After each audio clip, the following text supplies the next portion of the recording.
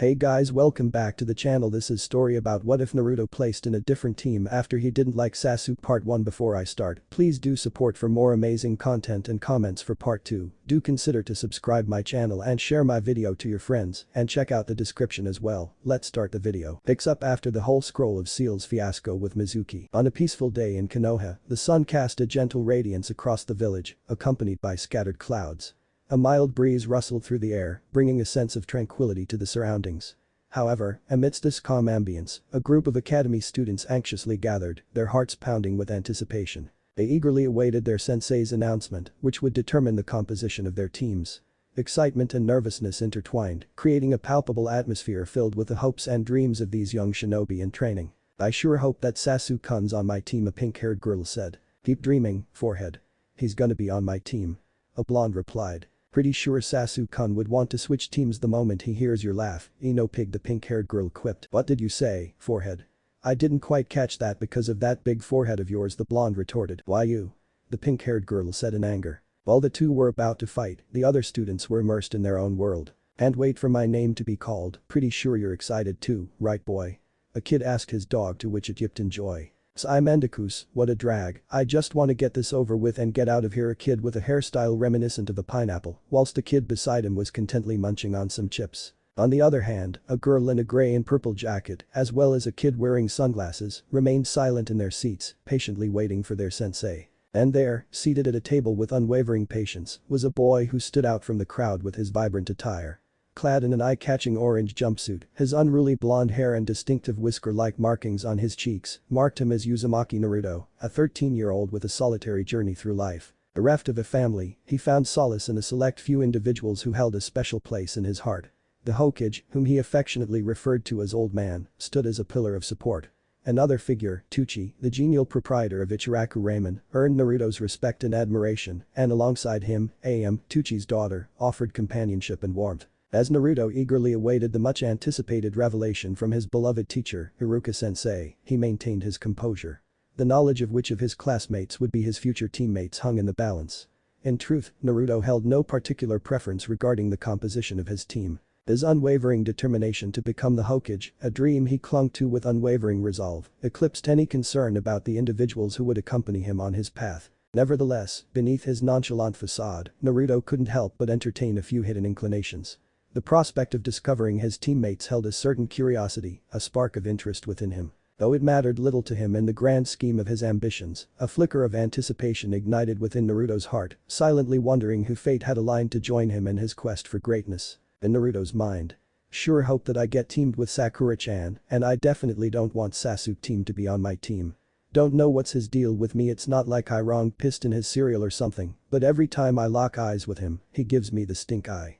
Plus he has this cocky vibe to him." "Talking to yourself again, Naruto, that ain't good for your brain, dude, you're definitely gonna pop a blood vessel or something," Kiba said to him, noticing that he was indeed in deep thought. "Shut up, Kiba, it's not like you're any better than I am when it comes to brains. Whatever, you're lucky I'm in a good mood, so I let that one slide. I'm just stoked to find out who's going to be in my team. What about you?" "Me too, one step closer to becoming the Hokage, Fire Shadow, Dadabeo," Naruto remarked. "Ha. I'll be the Hokage, Fire Shadow, dude, watch and learn," Kiba said confidently. "Let's see about that then." A hush fell upon the room as the door swung open, announcing the arrival of their sensei. A wave of anticipation washed over the academy students, their chatter tapering off into an expectant silence. All eyes turned towards their revered instructor as he stepped forward, clutching a solitary scroll in his hand. The weight of their hopes and dreams seemed to rest upon that single piece of parchment, which held within its confines the answers they had been yearning for. Iruka-sensei, a figure of authority and guidance, emanated an aura of significance as he made his way to the center of the room. The atmosphere crackled with anticipation as each student held their breath, their gazes locked on the coveted scroll. The mere sight of it symbolized the culmination of their training, the threshold to a new chapter in their shinobi lives. "Good morning, everyone, I am pleased to see each and every one of you for the last time. And I would like to congratulate all of you for making it this far.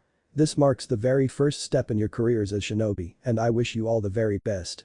Let us now begin with the announcement of teams," Iruka announced. Minutes later, as moments slipped away, the atmosphere grew charged with anticipation, signaling the imminent announcement of the last three teams. Team 7 would consist of Nara Shikamaru, Uchiha Sasuke and Hyuga Hinata, your Jounin sensei would be Hada Kakashi. AWWWWW both Ino and Sakura said in unison for not ending up in the same team as Sasuke. At least you don't get to be on his team, Ino pig. I could say the same to you, forehead. Tension filled the air as the two girls locked eyes, their gazes piercing and filled with animosity. A palpable standoff ensued, an unspoken clash of wills. However, their silent duel was abruptly interrupted by the clearing of Iruka's throat, his signal serving as a stern warning to the two Kunoichis, urging them to restrain their brewing conflict. Anyway, where was I? Oh, teammate would consist of Akimichi Choji, Inuzuka Kiba and Haruno Sakura. Your sensei would be Yuhi Kurenai. Lastly his team 10 would comprise of Aburam Shino, Yamanaka Ino and Uzumaki Naruto. Sarutobi Asuma would be your Jounin sensei. I believe that is all, please return to the classroom after lunch to meet up with your respective senseis and by then kindly use the time to get to know your teammates. Once again congrats to all of you and good luck. Iruka said as he dismissed the class and left the classroom.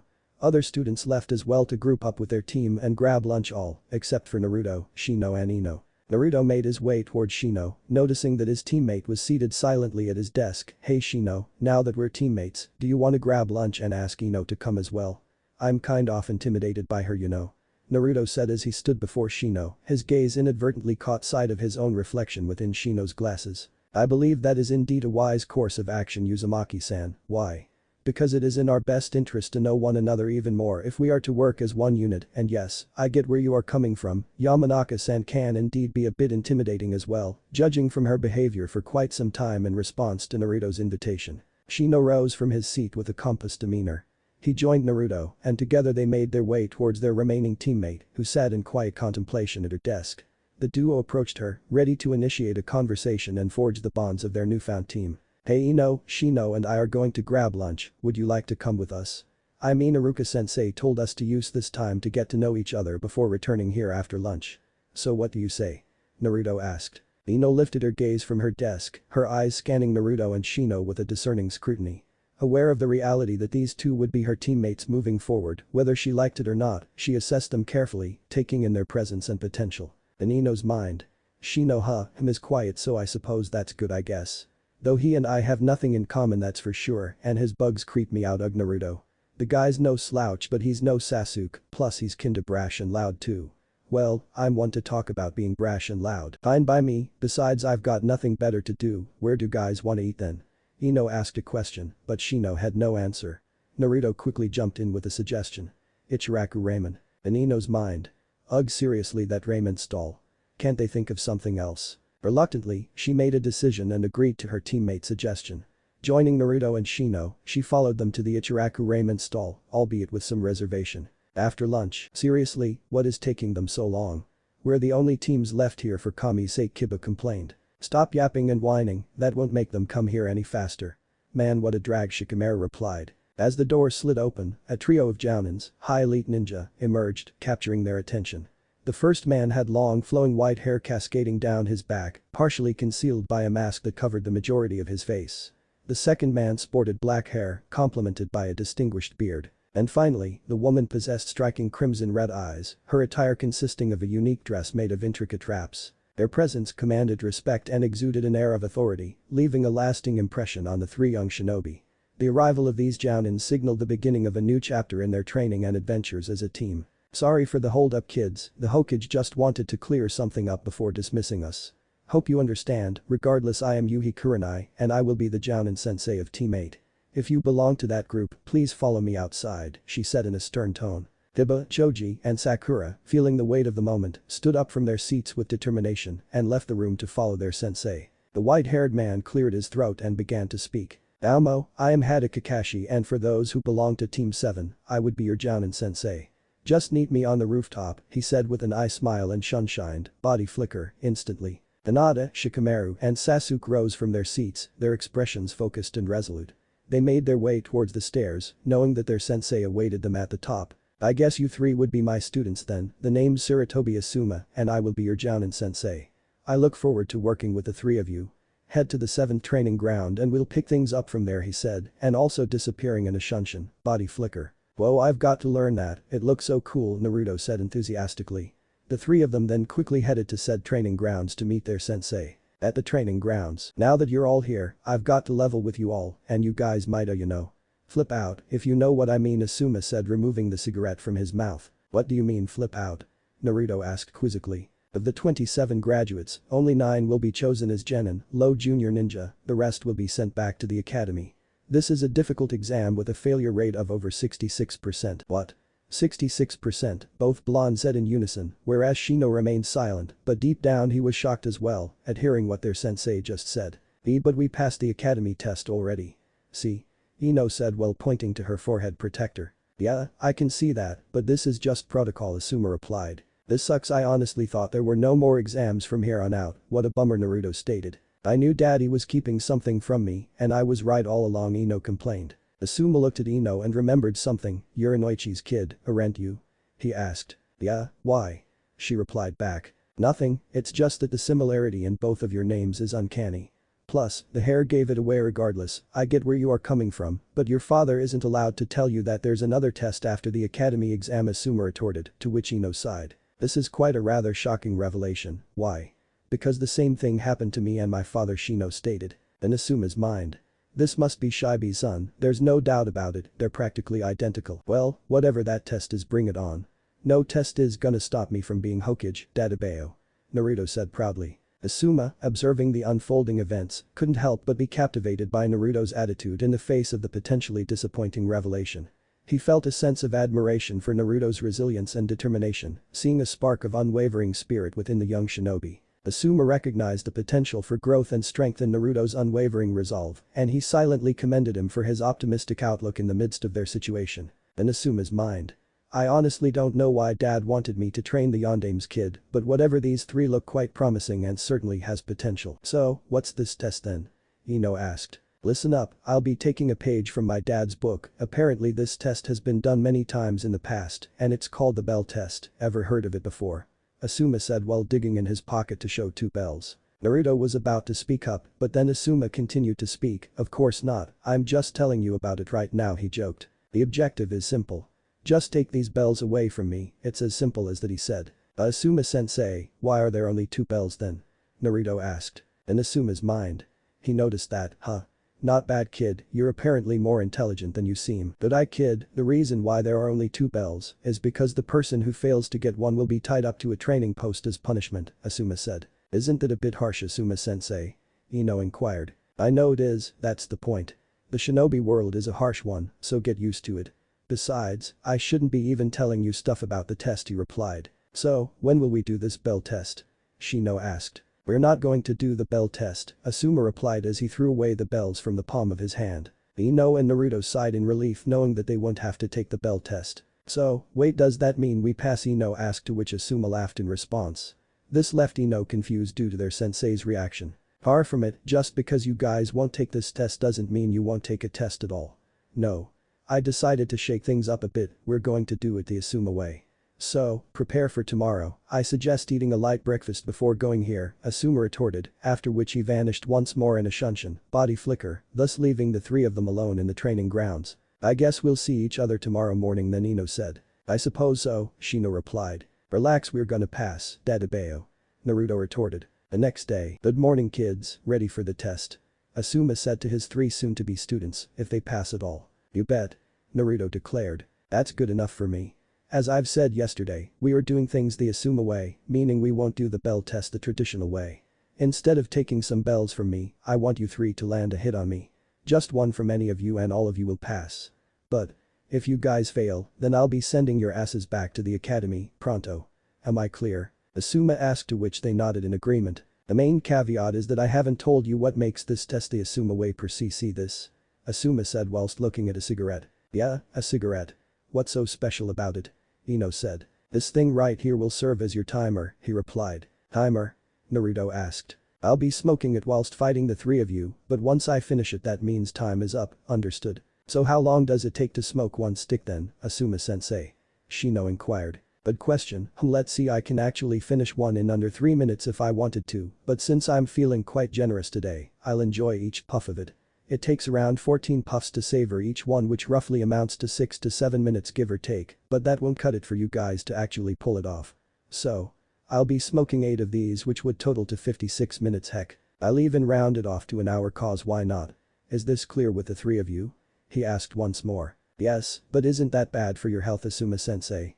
Ino asked. I am aware of the risks of smoking, but don't worry about me, I can handle myself when it comes to smoking. I'm pretty sure you guys would want me to smoke more sticks in this scenario, Asuma replied. Enough talking, are you guys ready, Asuma asked.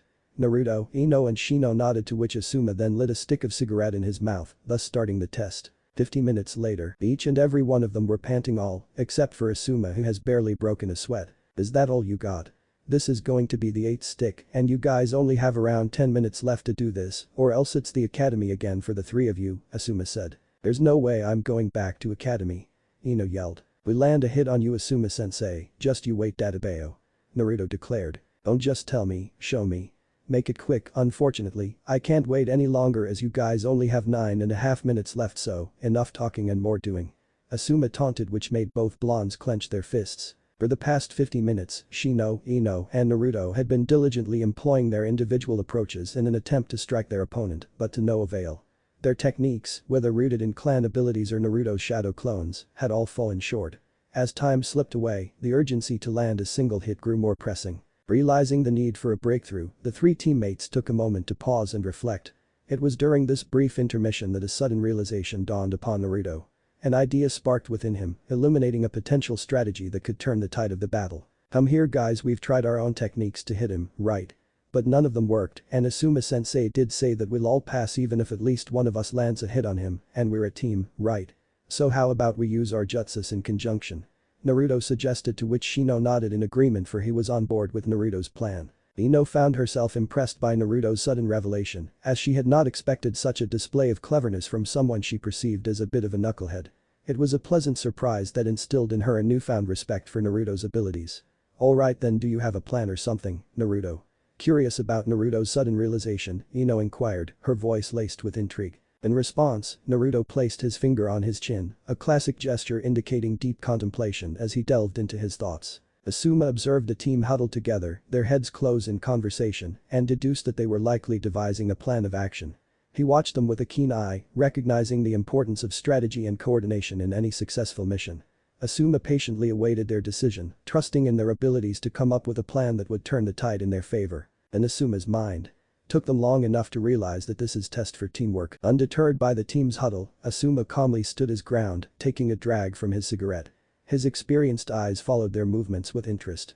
As the group dispersed, Asuma noticed Naruto swiftly forming the hand seal for the Kage Bunshin no Jutsu, shadow clone technique, summoning a multitude of shadow clones. In a mesmerizing display, 20 identical Narutos materialized out of thin air, charging towards Asuma in a coordinated attempt to land a decisive blow. That again? Didn't you try that already? Asuma taunted. So what? I guess I just have to increase the number of clones. Eventually at least one of them will hit you, Databeo. Naruto replied. As Asuma observed Naruto's immense chakra reserves on full display, a twinge of envy tugged at his thoughts.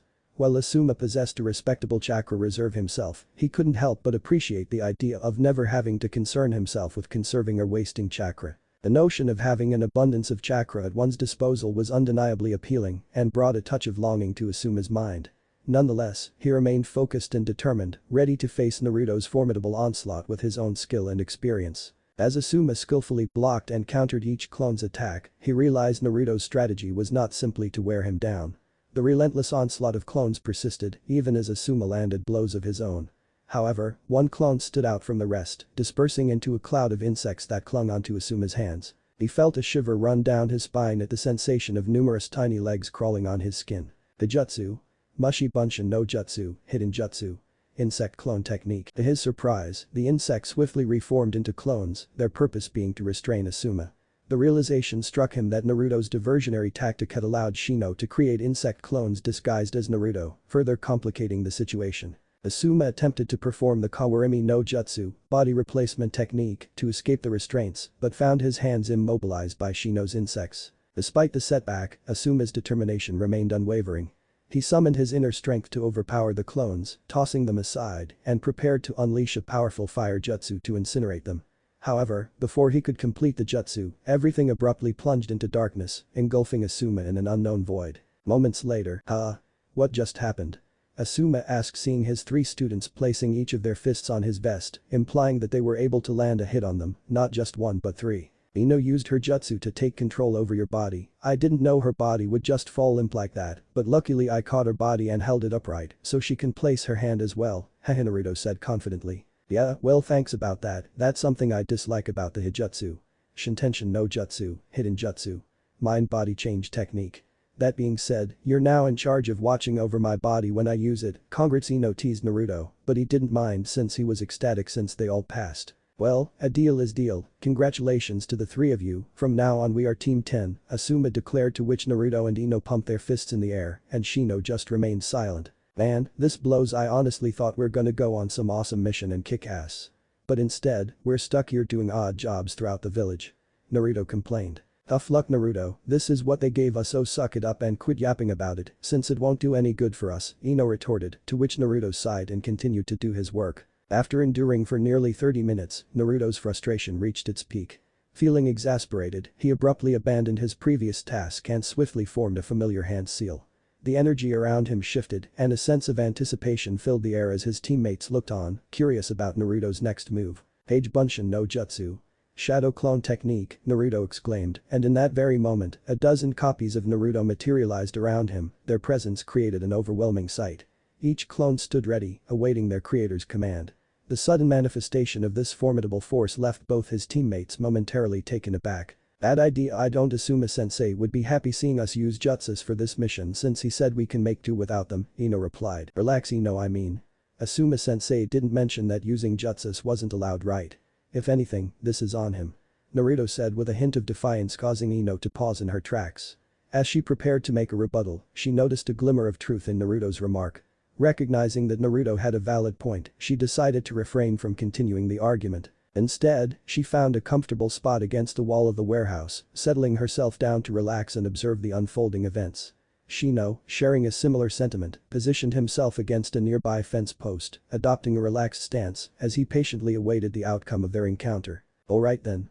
You guys know what to do since, oh well, all of you are me, so get to it. Naruto told to his clones. They responded by saluting at him and quickly getting to work. Naruto took a seat next to Ino, leaning against the wall as they both let out relaxed sighs. Engaged in their assigned chores, they found a momentary reprieve from the busyness of their tasks. Ino's attention turned to Naruto, who had joined her by the wall. She observed him for a moment, noting the ease with which he seemed to embrace the present moment. I wonder what kinds of missions the others are doing right now. I sure do hope they're doing crummy ones like us, haha, Naruto mused. Sasuke-kun's team is probably already out there kicking ass somewhere out there, Ino replied. Ugh, there you go again with the whole Sasuke-kun shtick, it's always Sasuke-kun this and Sasuke-kun that, it's like he's the only thing in your mind, Ino. Seriously, Naruto groaned. And what's your problem about that, huh? You jealous? Ino raised her eyebrow. What? Me jealous, hahaha, oh please, as if I'm jealous of that jerk, it's just that all your Sasuke talk is getting on my nerves lately, as if you're any better. You keep talking about ramen. You talk about Ichiraku ramen. Instant cup ramen. Packaged ramen. And Kami knows how many more types of ramen there are in this world. You keep going on and on and on about how delicious it is, it's not even that great. It's just boiled meat broth with salt and some toppings, big deal. Pudding is much better and that is a fact. Ino rebutted. OHHH, you take that back, Ino. Ramen is the best food there is and is leagues above your puny pudding. Naruto replied. Is not. Is too. Is not. Is too. You. Shino, which is better, ramen or pudding? Naruto faced him. Yes, Shino, which one? Ino added. I'd rather not get involved in your entire feud for the past few minutes. Why? Because I think it is quite pointless, Shino retorted. Despite Shino's input, the two blondes persisted in their heated argument, their voices escalating in intensity. However, before their dispute could escalate further, their bearded sensei materialized in a flash with the use of a shunshin, his sudden arrival cut through the tension like a blade. The trio fell into an immediate silence as all eyes turned towards their sensei. What the heck is going on here with all this ruckus? And why are you three just sitting on your asses? Don't you guys have a job, or I mean mission to do? Ah, ha. So, it is a job and not a mission. Naruto said. Job, mission, tomato, whatever, but that's not the point. My point is, why are you three not working? Oh. I made clones to do our job for us. Besides, it's tedious, Asuma sensei, Naruto complained, to which Ino agreed as well. Asuma sighed and began rubbing his temples. Look, this is part of being a genin, low junior ninja, you have to work your way up so that you can be given higher ranked missions. So, you gotta start at these kinds of stuff, got it? Cause even I did this shit when I was your age, even the Sandaime, Lord 3rd, did D ranks in the past, ask him. Asuma explained. Exhausted and ready to dismiss his clones, Naruto let out a weary sigh. However, before he could disperse his replicated selves, Asuma's voice cut through the air, urging Naruto to hold off on dispelling them for the time being. Intrigued by his sensei's unexpected request, Naruto hesitated, allowing his clones to remain in existence, their presence lingering in the room as the anticipation grew. You guys can have a break for a while, so don't dispel your clones just yet, Naruto. After all, this is your 4th D rank for today, so I'm gonna leave you guys be for a bit. And please, while I'm away, avoid fighting. You guys should actually be getting along instead of fighting, alright?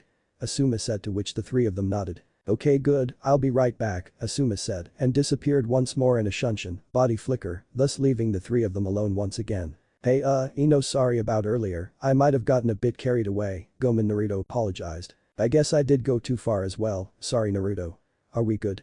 She asked, and in response to her question, Naruto offered Ino a thumbs up and flashed her a mischievous foxy grin. Caught off guard by his silly expression, a small smile tugged at the corners of Ino's lips. Despite their ongoing banter, Naruto's infectious charm managed to break through her initial resistance, evoking a genuine moment of amusement between them. It was a fleeting exchange, but it revealed a glimmer of camaraderie and a shared understanding beneath their playful facade. I believe your clones are about to be finished, Naruto. I suggest making the most out of this break is a wise decision. We will need all the energy we have in case Asuma-sensei gives us another D rank to do, Shino suggested. Naruto and Ino agreed as they relaxed for real this time. At the Hokage Tower, Asuma and his students stood patiently outside the Hokage's office, anticipation bubbling within them. The man himself had requested their presence, prompting them to await his summons.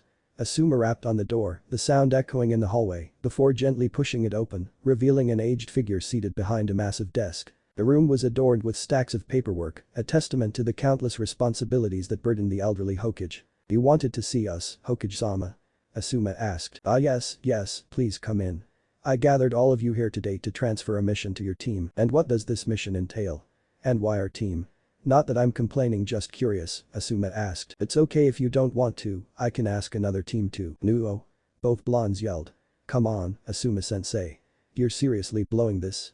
Naruto complained, to which Asuma sighed and the Hokage chuckled. We don't mind doing it, Hokage-sama. I was just wondering as to why you picked us, Asuma asked. Well, your team did a remarkable job of doing a handful of D ranks in one day, and I believe your teams deserves to do the very first C rank mission out of all the Genin, low junior ninja teams this year. Not unless your students aren't up for the task, Hiruzen wondered. Yeah, maybe they aren't ready yet, Hokage-sama, Asuma added. What? No. We're very ready, Hokage-jiji. This mission's gonna be a piece of cake, Dadabeo. Right guys. Overwhelmed by the situation, Naruto's panic took hold as he blurted out his question. Ino, mirroring his energy, voiced her agreement, her words brimming with urgency. Meanwhile, Shino, his usual compass self, simply nodded in silent agreement, embodying his characteristic stoicism. Each of them, in their own unique way, expressed their concern and readiness to face whatever awaited them. A gentle chuckle escaped Hiruzen as he observed Naruto's reaction, witnessing the young shinobi's dismay at having his very first C-rank mission taken away. The Hokage's weathered face softened, displaying a mix of amusement and understanding as he recognized the significance of this moment for Naruto. It was a light-hearted moment, a brief respite from the weight of their responsibilities, reminding them all that even the smallest setbacks could be met with laughter. Seems like they are indeed ready. Here is your mission scroll. That is all of you are dismissed. Hiruzen's voice carried a paternal warmth as he addressed his subordinates. They instinctively bowed in respect, expressing their gratitude to him. And with sincere appreciation in their hearts, they bid farewell to the Hokage and departed from his office, their minds filled with a renewed sense of purpose. A weary sigh escaped Hiruzen's lips. Looks like it's just you and me again. He said as his gaze fixed upon the mountain of paperwork that loomed before him. The burden of his position as Hokage weighed heavily upon his shoulders, a never-ending cycle of administrative duties and responsibilities. Outside by the Hokage Tower. So what's our mission then, Asuma-sensei? Is it going to be a rescue mission? Oh. Maybe we're going to kick some enemy shinobi's ass. Naruto said enthusiastically. Relax, Naruto, I am getting to it, Asuma replied as he opened the scroll and carefully read the contents. After a few minutes of waiting, Naruto couldn't wait to know what their C-rank mission would be. Oh, you're going to love this, Asuma said in a cheeky tone. Yahoo! We're going on an awesome mission, Dadabeo. Konoha's gate. This stinks. I thought we're going on some action-filled mission, but Nuo, we're just gonna deliver some stupid message, Naruto stated. Do you think that sucks? What I hate is how long Asuma-sensei is taking to prepare. How long does it take for someone to pack their things? Ino complained. I believe it is best not to dwell on things that we don't like and focus on the mission ahead of us, Shino added. Both blonde sighed in resignation, deciding to release their frustrations and not dwell on the matter any longer. Shino had a point, there was no use in whining about things they couldn't change. They chose to embrace the present and face their upcoming challenges with a fresh perspective. Shortly after, a pair of Konoha shinobi returned to their post at the village gate, their duty calling them back. One of the guards, noticing their purposeful demeanor, inquired, heading out on a mission. He asked. "You bet, Dadabeo." Naruto replied. "What's the mission?" The guard's curiosity piqued, he directed his question to Naruto, who responded with a nod. "It kinda sucks, but we've been assigned to deliver a message to some Kusa, hidden grass, shinobi at the border of Hai no Kuni, Land of Fire," Naruto replied, his voice filled with a sense of duty. "I see, well, where is your Jounin sensei then?" said the man who's wearing a bandana with a metal plate sewn onto it with Konoha's symbol engraved on it. "He'll be here, I hope," Naruto replied. "Why? Is your Jounin sensei Kakashi?" "If so he might take a while," the man said. "Nah, it's Asuma sensei." "Ah, I see, he's a great shinobi if you ask me, just be careful not to pick up his habit of smoking, that'll kill you one day though. He won't listen to us, I already told him that earlier, and so did Kurenai sensei," Ino added. "Well, he's probably addicted to smoking, can't be helped though, it's quite understandable for shinobi to develop their own coping mechanisms to deal with stress. I mean even the Hokage, Fire Shadow, smokes himself." He said to the three kids. "How'd you know Asuma sensei smokes though?"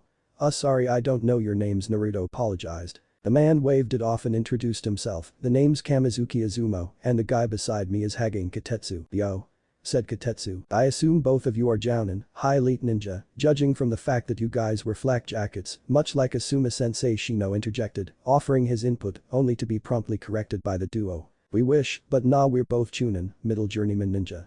Though I get where you're coming from, but both Chunin, middle journeyman ninja, and Jounin high elite ninja, wear flak jackets, so there's that," Katetsu explained. "I see, I was mistaken," Shino replied. "Is this your first mission out of the village?" Izumo inquired, and Ino nodded in agreement. "I see you guys nervous?" he asked. "A bit, kinda." "Not at all." Shino, Ino and Naruto said respectively in unison. "Well, as your senior, my advice is just to take it easy and pay attention to everything, and you'll do just fine," Izumo said. "Oh. And remember to not pick up Asuma's habit of smoking, after all some genin, low junior ninja, take after their sensei due to prolonged exposure," Izumo replied. Shortly after Izumo's statement, the mentioned man arrived on the scene, cigarette dangling from his lips, adding an ironic touch to the situation. "Speak of the devil," Katetsu chuckled. The duo nodded in acknowledgement of Asuma's presence, Asuma did so as well. "Your unts ready?" he asked. All three of them nodded, add the fact that Naruto exclaimed at the top of his lungs, "Let's get this show on the road, Dadabeo." Outside Konoha, near the border, Team 10 leisurely made their way towards the western border of Hai no Kuni, Land of Fire, taking nearly a day to reach their destination.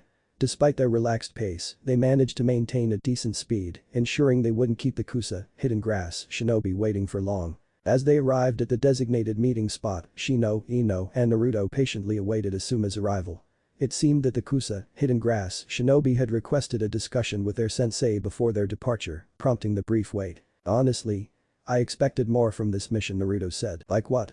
Ino asked. Some action," Naruto replied. Ino's intense gaze bore into Naruto, leaving him feeling a bit perplexed and prompting him to contemplate the reason behind her reaction. Shino chimed in, cautioning Naruto against recklessly seeking danger. "Seeking danger is not a wise thing to do, Naruto. Why?" "Because the possibility of perishing is still there, I am certain none of us would like that to ever happen," he emphasized. Naruto defended his words with a hint of stubbornness in his voice. "I was just saying," he retorted, not one to back down easily. Ino, feeling the weariness of their travels, eagerly expressed her longing for a refreshing shower. "I can't wait to get back to Konoha, Hidden Leaf. I feel sticky and musty," she admitted, her tone hinting at her discomfort. Naruto, genuinely curious, questioned why toiletries weren't considered essential for ninjas. "Isn't hygiene important too?" he pondered aloud, his curiosity shining through. Ino shrugged, not having a definite answer. "Who knows? If I were Hokage, I'd make sure things change," she declared, her determination seeping into her words. Naruto's face lit up with excitement. "Leave it to me when I become Hokage, Dadabeo," he exclaimed, his trademark grin widening. Ino chuckled at his enthusiasm, teasingly reminding him to take it easy. "One step at a time, Buster, in the off chance you do become Hokage, I'm counting on that, Naruto. Though I do think Sasuke will become the Hokage first," Ino fantasized, thus adding fuel to Naruto's competitive spirit. Shino, always composed and logical, chimed in with his own insight. "Toiletry isn't considered essential because missions often take priority over personal hygiene," he explained calmly.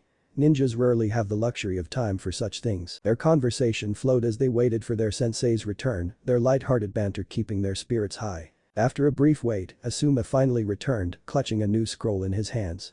Ino's impatience got the better of her as she questioned him, "What took you so long, Asuma-sensei?" "Sorry for the hold-up," Asuma replied calmly. Curiosity sparked within Naruto, and he couldn't resist asking for details. "What took you so long?" he inquired eagerly. Asuma took a moment to gather his thoughts before responding. "Apparently, there seems to be synchronized movement along the border of Hai no Kuni, Land of Fire," he explained.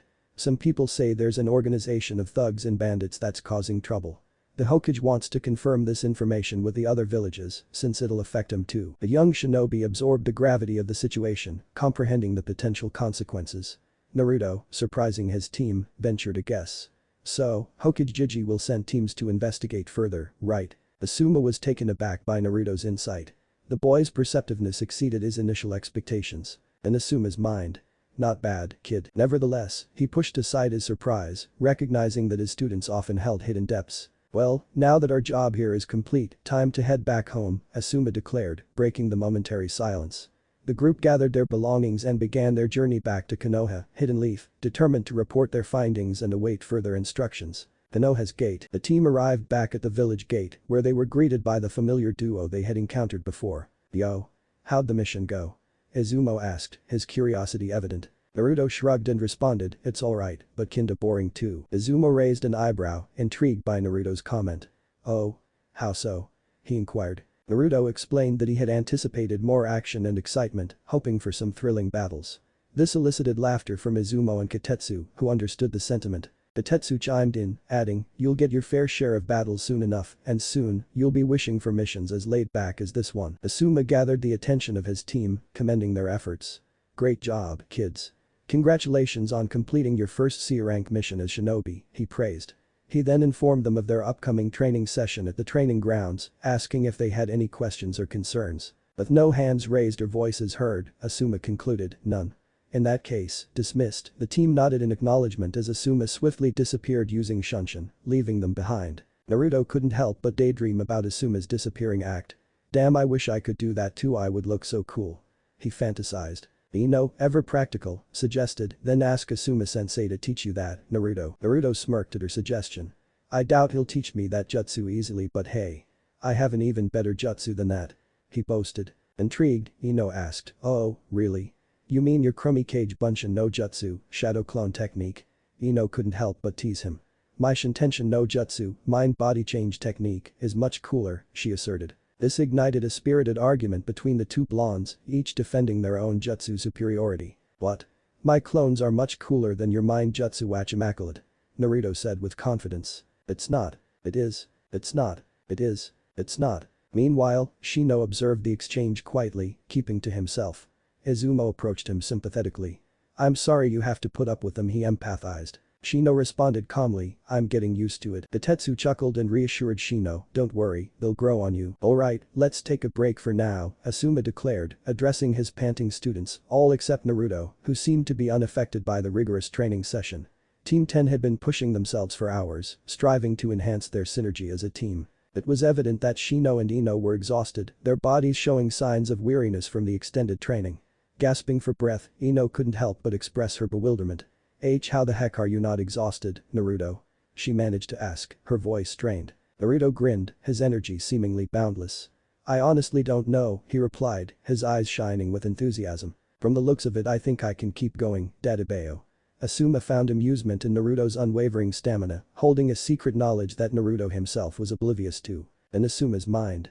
"If only you knew, kid." Seizing the opportunity to provide feedback, Asuma called his students' attention. "Okay, runts, listen up," he commanded, his voice firm yet encouraging. "Here are some notes I have regarding each and every one of you, so pay attention." He turned his focus to Shino, addressing his unique strengths. "Shino, work on your positioning," Asuma advised. "Your arsenal of jutsus is good for mid to long range attacks. Keep your distance from your enemy and use your abilities to set the pace of the fight for yourself as well as your teammates." Next, he shifted his attention to Ino, recognizing her potential for growth. "Ino, work on your speed and accuracy of your Shintenshin no Jutsu, mind-body change technique," he instructed. "We don't want you to miss your jutsu because you'd be a sitting duck in the middle of a fight. Additionally, improve your speed." Naruto and Shino can only do so much against your enemies. Take every opportunity that your teammates make. Finally, Asuma turned his gaze to Naruto, emphasizing the need for refinement in his approach. And lastly, Naruto, he began, his tone serious. Work on hiding your intentions, kid. Your moves are too straightforward and predictable, they're just too telegraphed. Someone with a functioning brain can easily predict your next move and turn it against you. Also, be mindful of the beatings you take. I get, you're tough, but it's not an excuse to be careless and let the enemy kick your teeth in. Your jutsu's good for diversionary tactics and you seem to have some skill in that area. So, focus on improving that ability. Asuma concluded his feedback, offering a final assessment. That's pretty much all I have to say for now, he stated, his words carrying a blend of expectations and encouragement. Shino and Ino nodded, understanding their sensei's feedback and determined to improve their performance in the future. They recognized their respective roles within the team and the importance of refining their skills and coordination. Naruto, as the frontline fighter, would hold down enemies for Ino to utilize her clan techniques to finish them off. Shino, similarly, played a supportive and offensive role, with the ability to deal damage when necessary. Additionally, he served as the team's sensor, using his insects to detect hidden enemies. Naruto, ever eager to learn, expressed his frustration at being unable to land a grip on Asuma during their training sessions. Asuma chuckled and explained, I prefer close to mid-range combat since I enjoy using my trench knives. But sadly, I don't have much expertise in grappling. My style involves slicing the shit out of enemies, not beating them to a pulp.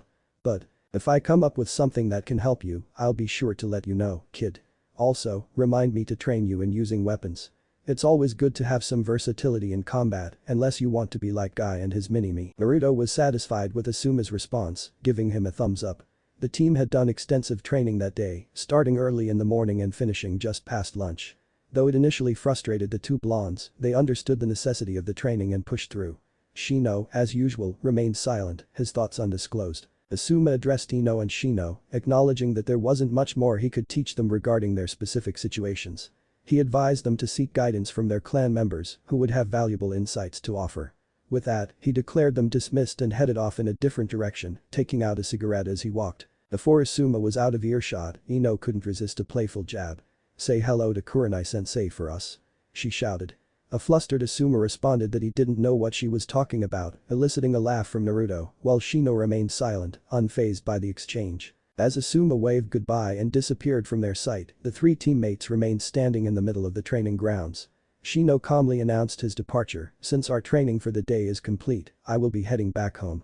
See you tomorrow. They exchanged brief farewells, and Shino went his way while Ino and Naruto prepared to leave as well, reflecting on their progress and looking forward to the next day's training session. As their bespectacled teammate departed, Ino and Naruto stood alone, their blonde hair catching the soft rays of the setting sun.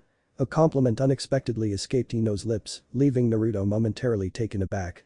It was a rare occurrence for him to receive praise, let alone be called smart. Huh? Naruto's voice held a hint of confusion, his brows furrowing as he struggled to comprehend her words. Ino rolled her eyes, a gesture that spoke volumes about Naruto's occasional slowness. I'm talking about what you did earlier, Naruto, she clarified, her tone tinged with a touch of exasperation. You created a clone to protect my body when I missed my jutsu. Thanks. Naruto's face brightened, a mischievous foxy grin spreading across his features. Ah. It's not a big deal, Dadabeo. He exclaimed, trying to downplay his actions. Ino's eyes narrowed playfully, her words carrying a warning wrapped in teasing. Just remember, Naruto, if you ever have any inappropriate thoughts while holding my body, I swear to Kami, I will break your mind. Got it. I'm not a pervert.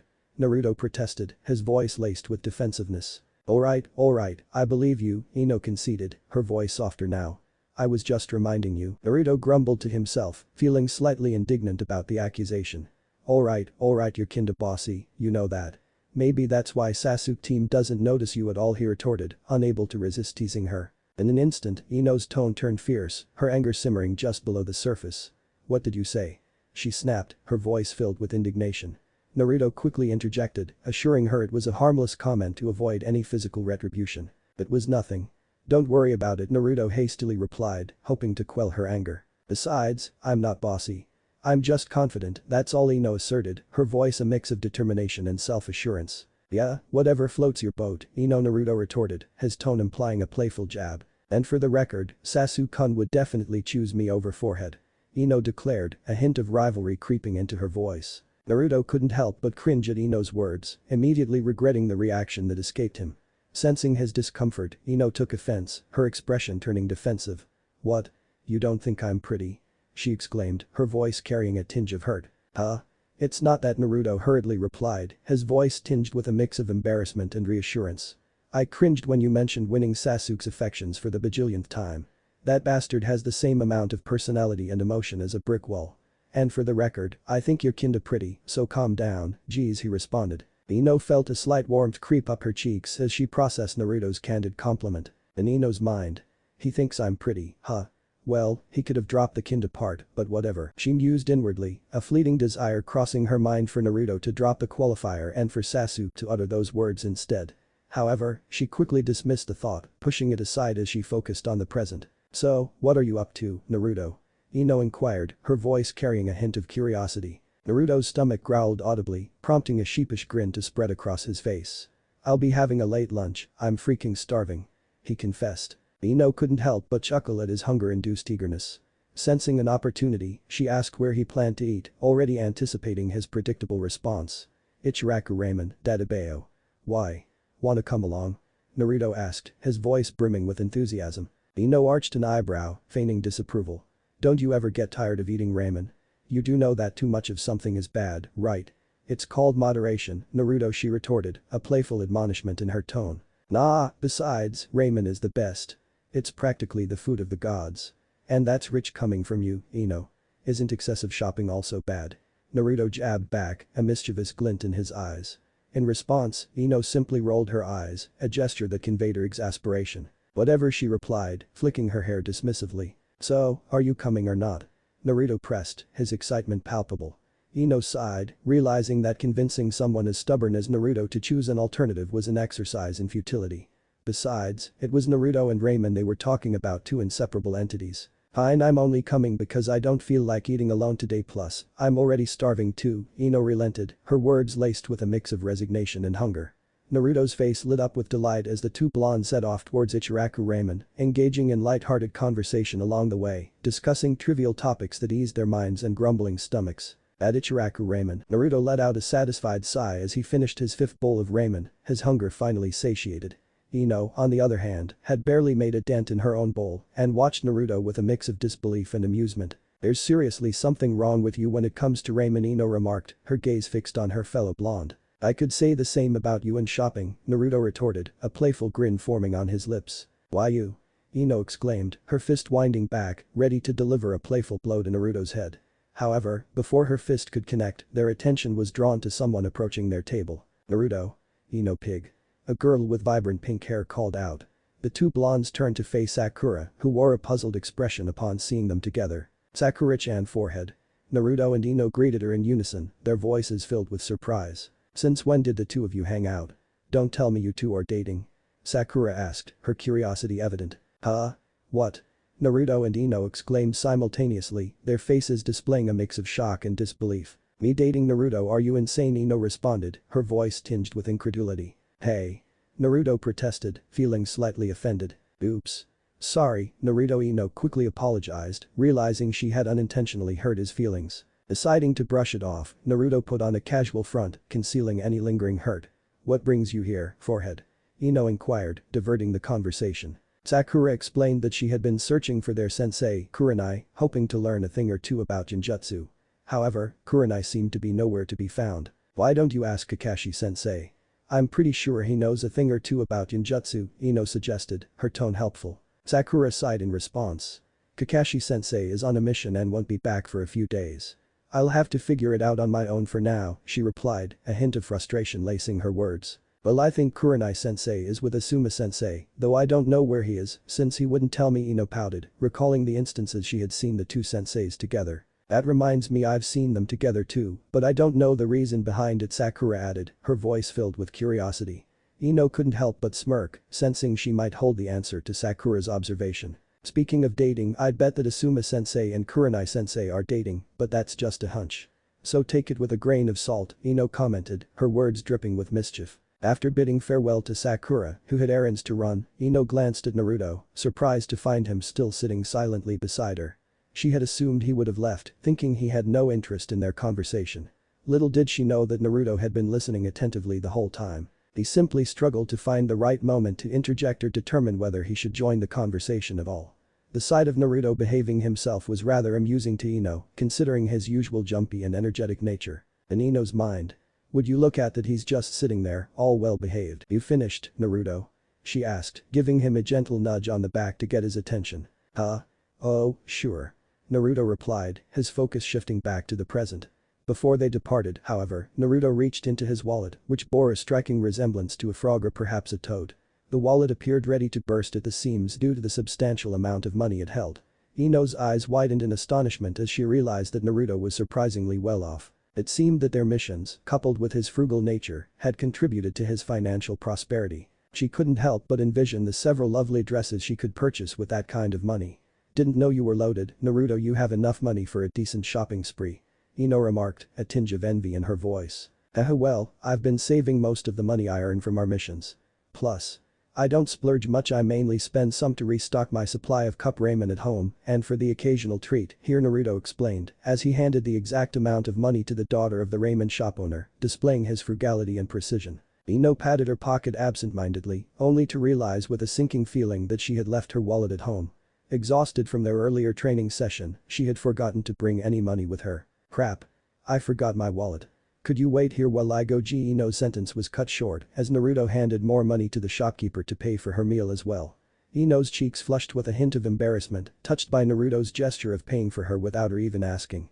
She found it rather sweet, but decided to set that thought aside for the time being. Thanks for the meal, Nichan. I'll be back another time. Tuchi Jiji, be sure to save me some miso char siu for the next time I come back.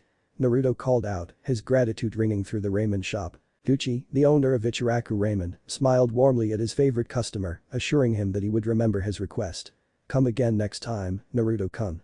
And bring your girlfriend along too. Tuchi's daughter, chimed in mischievously. The unexpected remark flustered both blondes, causing AM to burst into laughter as she waved her hand, assuring them that she was just teasing. With that, the two blondes bid their farewells and set off in another direction. As they walked, Ino couldn't help but reflect on the interactions they had just experienced. Naruto's kindness and AM's playful comment had stirred something within her, igniting a mix of curiosity and uncertainty. However, she pushed those thoughts to the back of her mind, not yet ready to delve into the complexities of her feelings. For now, they were just two teammates and friends, strolling through the bustling streets, their destination unknown, but their bond growing stronger with each passing moment. At Yamanaka Flowers, a few days had passed, and finally, Naruto had a day off, or so he thought. To his surprise, he found himself wearing an apron, a pair of gloves, and holding a trowel in his hand. Ino had dragged him along to help her at her family's flower shop, and despite his protests, Naruto had succumbed to Ino's bossy nature, finding himself in his current predicament. I was hoping to have some solo training today, not this, Naruto complained, voicing his frustration. Oh, shush. Don't be such a big baby and help me with those, Ino retorted, pointing towards bags of dirt and fertilizer stacked at the front of the shop. Naruto let out a sigh and reluctantly set down the trowel, making his way towards the bags. These bags are damn heavy, Ino. It's going to take a while to move them all. He exclaimed, realizing he had no idea where to move them. Where do you want these? He asked sheepishly. Back over there, in the corner of the greenhouse. They just arrived yesterday, so be careful, Ino reminded him. Yeah, I'm not that clumsy, Ino. It's like you don't trust me, Naruto grumbled, but then the moment he took one step, he almost slipped, though he was able to regain his balance. I got it, Naruto said, whereas Ino simply sighed. Ino heard his comment and placed her hands on her hips, raising an eyebrow. What? I didn't drop it, hand. If I can guard your body like my life depended on it, I can do the same with these damn bags. Naruto retorted, his frustration showing. Fine. Whatever, now get to it. Less talking and more working, Ino commanded. Naruto glanced at the piles of bags in front of him and scratched the back of his head, contemplating how to get through this task quickly. It wasn't that he lacked the strength to handle it, he simply wanted to finish as soon as possible, hoping to squeeze in some training time later. Suddenly, an idea struck him. But before he put it into action, he asked Ino if it was okay to use ninjutsu. Ino replied that she didn't mind.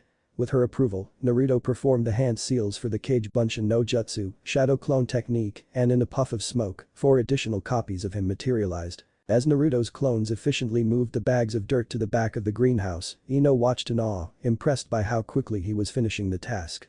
It was undeniably convenient to have clones that knew what to do without needing any instructions. You know, you could work here too and earn some money on the side. Also, it would help you learn about plants. I came to your apartment yesterday and saw your plant, you're killing it, Ino commented. Boy. I water my plants every day. Naruto argued. Maybe you're watering them too much, you dummy, Ino replied with a smirk. Oh, I didn't know I've been watering them too much, oops, Naruto admitted, conceding Ino's point. You're allowed to hire me just like that. Pretty sure your parents should be the ones deciding, also I think you just want me to work here to lessen your work, Naruto speculated. Hey, that's not true. Ino claimed, though she couldn't help but think that it was partially true. Then I'll just ask them if it's alright. It's as simple as that. To their surprise, someone responded to their conversation. I don't mind Naruto-kun working here, dear, Ino's mother said, appearing in the flower shop. Naruto was taken aback, realizing that Ino's mother didn't have blonde hair like her daughter. Instead, she had brown hair and brown eyes, and she exuded an elegant charm with her fashionable dress. Naruto realized that Ino must have inherited her obsession with clothing articles from her stylish mother. Mom? Are you done with your errands? Ino asked. Yes, dear. How's business doing? Her mother inquired. It's fine, Mom. Though it's a bit slow, I'm pretty sure we'll be extremely busy soon due to that time of year again, Ino explained. Naruto, feeling a bit lost, asked what was going to happen soon, showing his curiosity. It's almost spring, duh. Ino replied with a hint of exasperation. Oh, I see.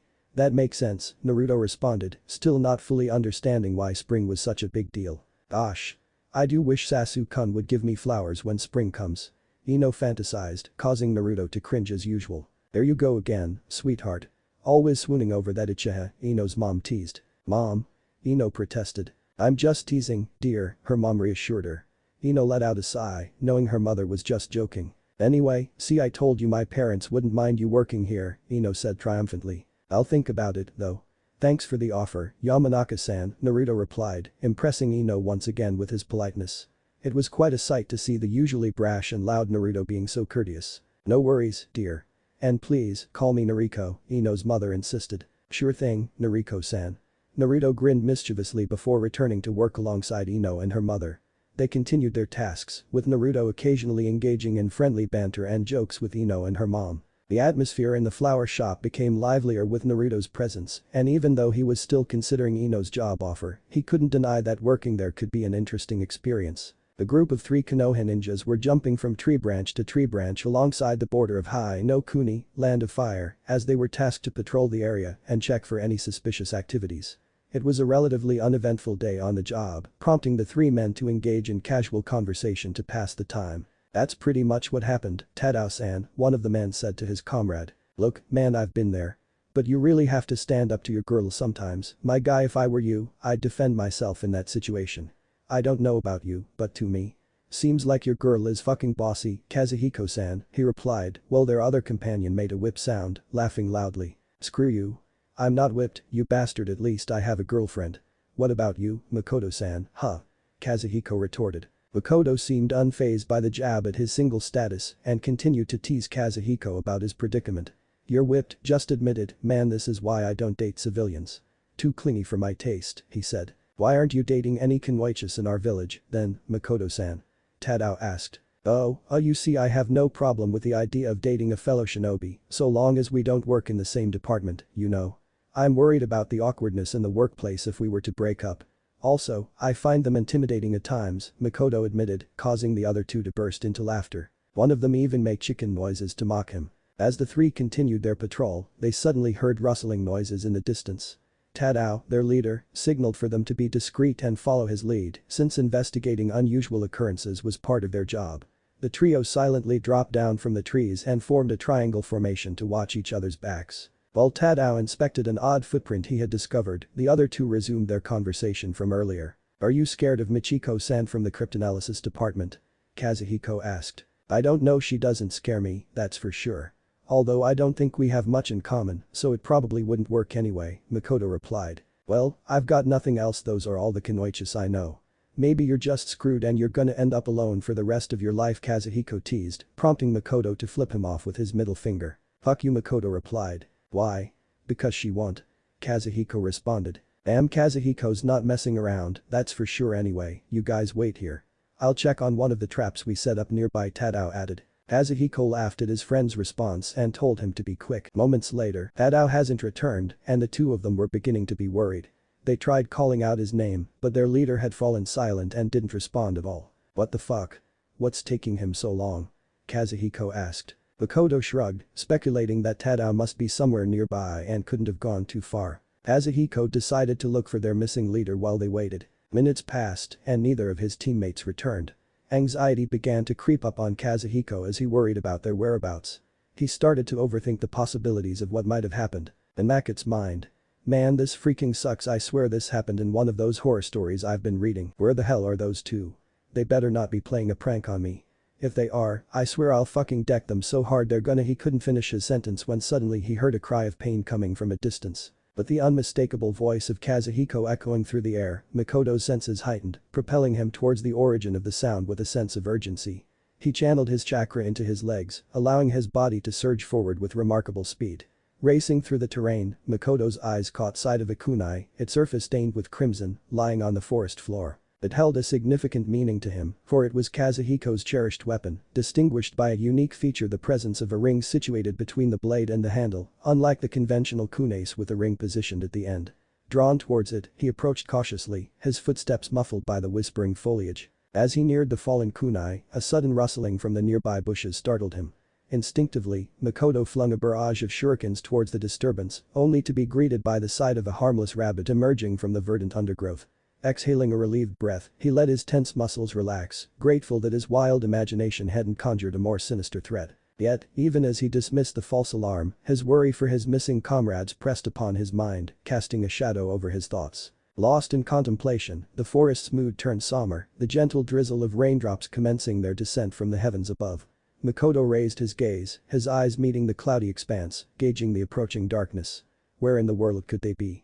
He murmured aloud, the words escaping his lips in a mix of frustration and concern. Resuming his journey, his steps accompanied by the pitter-patter of the rain, a small inconvenience, revealed itself: a tiny pebble lodged irritatingly within his sandal. Deciding to rid himself of the vexation, Makoto gracefully lowered himself onto one knee, his nimble fingers deftly removing the intruding rock from his footwear.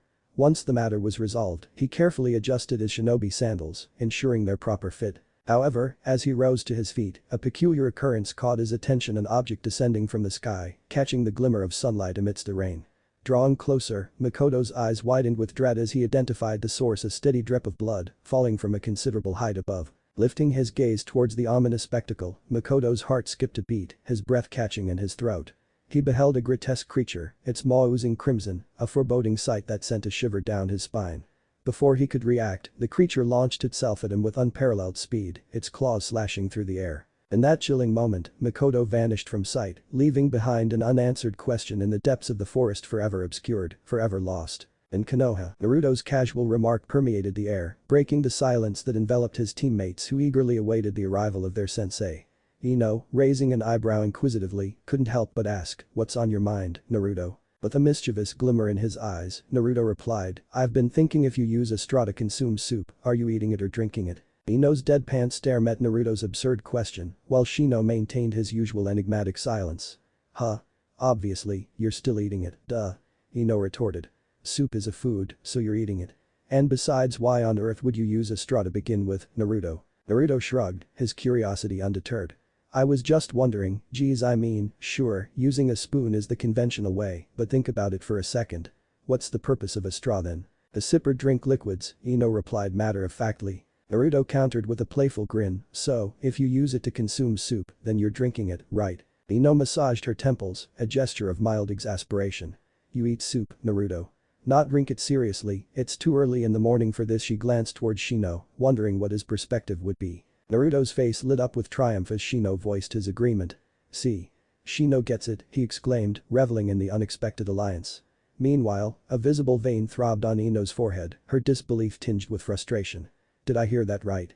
You're siding with him on this, Shino? Is your head messed up or something?"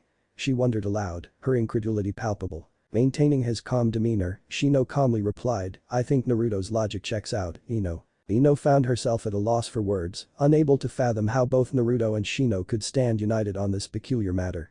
Thankfully, their sensei arrived just in the nick of time, sparing her from descending further into madness.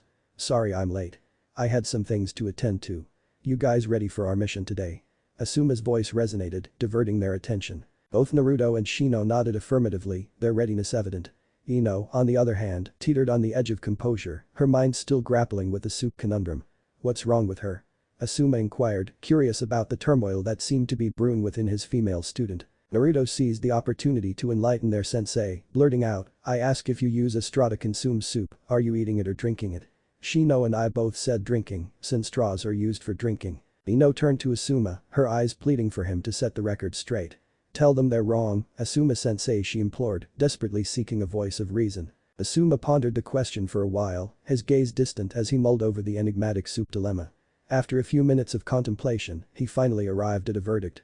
Since straws are intended for drinking and if you use one for soup I suppose you are drinking it, no? He declared, unwittingly further fueling Ino's fury. Ino's frustration reached its peak as she stormed off towards the Hokage tower, determined to seek clarity from higher authorities. Asuma sighed, accustomed to Ino's occasional outbursts, while Naruto shrugged nonchalantly, indifferent to the chaos unfolding around him.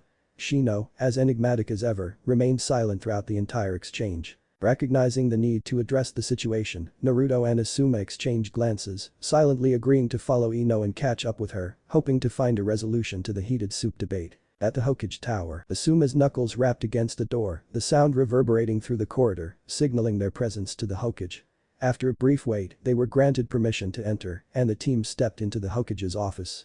Hokage-sama, what mission do you have for us today? Asuma inquired respectfully. I have another mission for your team, and before you protest, Naruto-kun, rest assured it is at least a C-rank mission, the Hokage assured, addressing Naruto's characteristic eagerness. Naruto nodded, suppressing any objections, his curiosity piqued by the forthcoming assignment. Originally, this mission was intended for another team. Unfortunately, they encountered some setbacks, prompting me to transfer it to your team, the Hokage explained. Asuma listened attentively, his focus undivided. I see, Hokage-sama. What's the mission about? He asked, eager to delve into the details. The Hokage's voice remained steady as he revealed the mission's simplicity. It's quite straightforward. Your task is to escort your client back to his farm near the border of Hai no Kuni, Land of Fire, specifically in the southeastern corner of Takigakure no Sado, village hidden by a waterfall. Once you arrive, you will act as guards, as the client has been experiencing the unfortunate disappearance of several of his cows in recent days, the Hokage explained concisely. Naruto, unable to contain his curiosity, interjected with a question. But why didn't he seek help from Takigakure, hidden waterfall village? Don't they have shinobi there too? And doesn't their village have a leader called the Takakage, waterfall shadow? The Hokage, fire shadow, acknowledged Naruto's inquiry, responding with a gentle correction. Your first statement is correct, Naruto. However, Takigakure, hidden waterfall village, does not have a cage as you mentioned. It is considered a minor village, Shino interjected, showcasing his extensive knowledge of the village hierarchy. Impressed by Shino's understanding, the Hokage commended him. That is indeed correct, Shino-kun. Takigakure, hidden waterfall village, is one of the minor villages, much like Kusakagure no Sado, village hidden in the grass, Hashigakure no Sado, village hidden among the stars, Yugakure no Sado, village hidden in hot water, and many others. These villages, though not large enough to be recognized as major villages, have their own distinct systems. They do not necessarily adhere to our traditional rules, which include having a cage and reporting to a daimyo, the Hokage explained further. Naruto's expression shifted from confusion to comprehension. Oh. I get it now.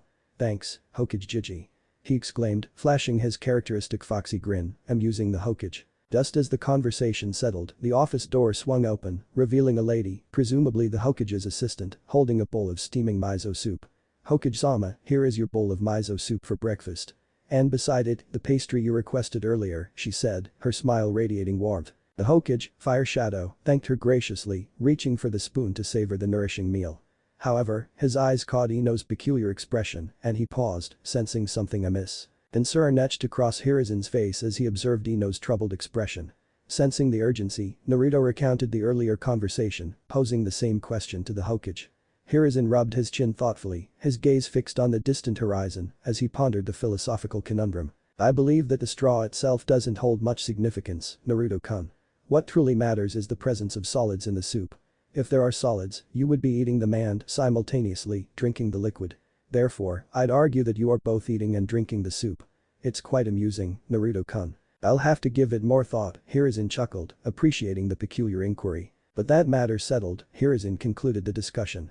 Anyway, that's all I have to say on the matter.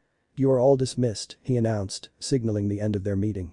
They bid their farewells and made their way out of the Hokage's office, leaving Hiruzen to contemplate the intriguing question and Ino to grapple with the mysteries of soup consumption. Konoha's gate. Impatience tugged at Naruto's nerves as he grumbled about their sensei's perpetual tardiness. While Asuma sensei was not as consistently late as Kakashi sensei, he had a knack for providing flimsy excuses when he did arrive behind schedule. Ino shared Naruto's frustration, her grumbles blending with his own, while Shino maintained his customary silence, concealing any thoughts or emotions towards their sensei. The duo's disgruntled murmurs ceased abruptly as Asuma finally made his appearance after 2 hours of exasperating wait. "Where have you been, Asuma sensei?" Ino demanded, her tone laced with annoyance, demanding a satisfactory explanation from the bearded Junin, high elite ninja. Asuma's sheepish demeanor betrayed his guilt as he stammered out an excuse. Hokage-sama wanted to clear up some matters with me before leaving, that's it." His feeble explanation fell on skeptical ears as both Ino and Naruto shot him piercing glares, unconvinced by his flimsy reasoning. Sighing in unison, the blondes chose to let the issue slide, eager to move forward. "So, Asuma-sensei, where's our client?" Ino inquired, her impatience barely concealed. "Oh, he'll be here. In the meantime, double-check your gear, make sure you haven't forgotten anything," Asuma advised, attempting to divert their attention. 10 minutes later. 10 minutes dragged on, the waiting weighing heavily upon them. Finally, a figure emerged in the distance, running towards their location, panting and heaving with exertion. As he reached their group, he mustered a breathless greeting. "Sorry for the delay, I got sidetracked on my way here when I stumbled upon a flower shop. I couldn't resist buying some for my wife back home. Oh, where are my manners? I'm Kaneshiro Takeo and it's a pleasure to meet you all," he introduced himself, gasping between words. "Nice meeting you, Kaneshiro-san. I'm Sarutobi Asuma and these are my students. Aburame Shino, Yamanaka Ino, and Uzumaki Naruto." Asuma performed the introductions, receiving nods of acknowledgement from his students. "Now that our client's here, let's go," Asuma declared, urging them to commence their mission. Outside Konoha, as they continued their brisk pace towards the farm, Asuma delved into the details of Kaneshiro's predicament. "So, Kaneshiro-san, aside from the missing cows, is there anything else troubling happening at your farm?" he inquired. Kaneshiro sighed, revealing the lack of security measures in place. "You see, my farm doesn't actually have a fence. For years, I've let my cows graze freely, as none of them ever wandered too far. However, recently I've noticed a decrease in their numbers.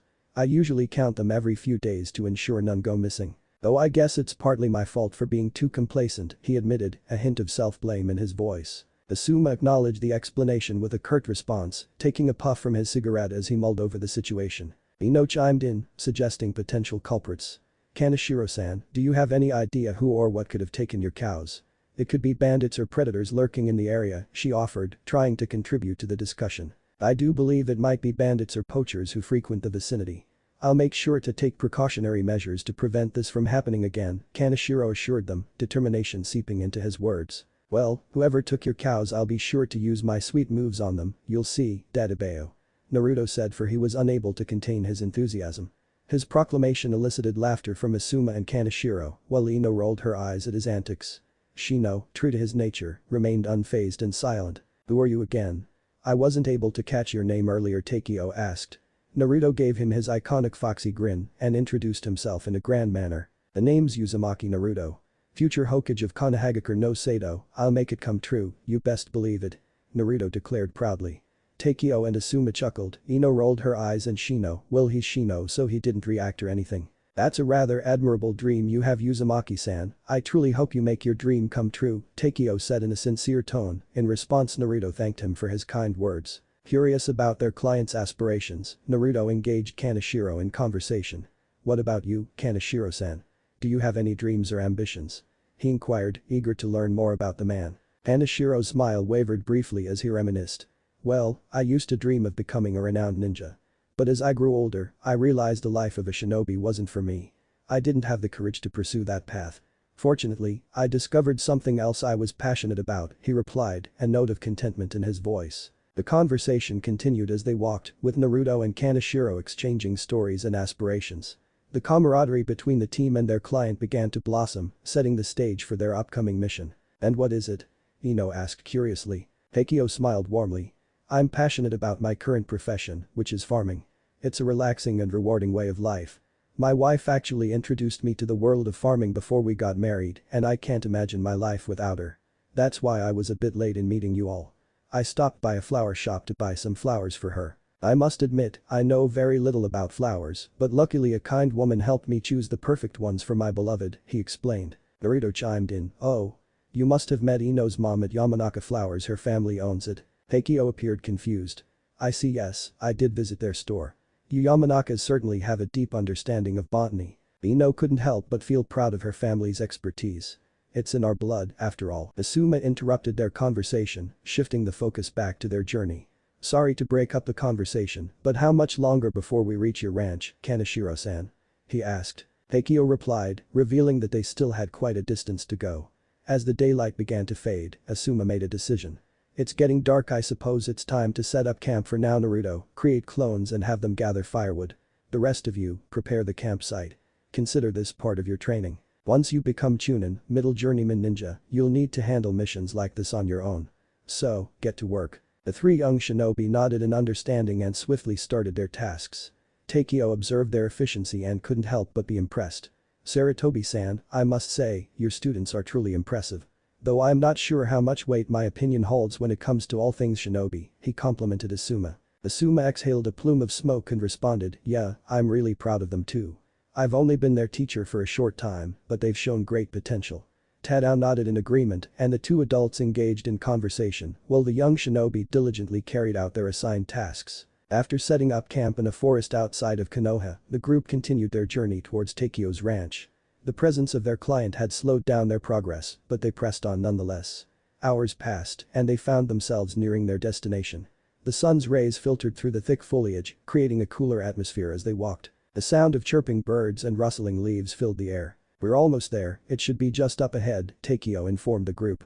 They continued walking until they reached a large clearing in the heart of the forest. Takeo's ranch stood secluded, surrounded by trees on all sides. True to his word, there were no fences to be seen and cows dotted the landscape. "Welcome to my humble ranch. Let me introduce you to my wife," Takeo said, leading them towards a modest cabin situated by a river. "Honey. I'm home." "Oh, and I brought some guests with us," Takeo announced. "Welcome home, dear, please come inside, I'm almost done preparing lunch."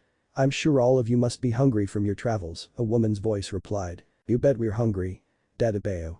Naruto exclaimed, earning a reprimanding hit on the nape of his neck from Ino. "Ow. What was that for, Ino?"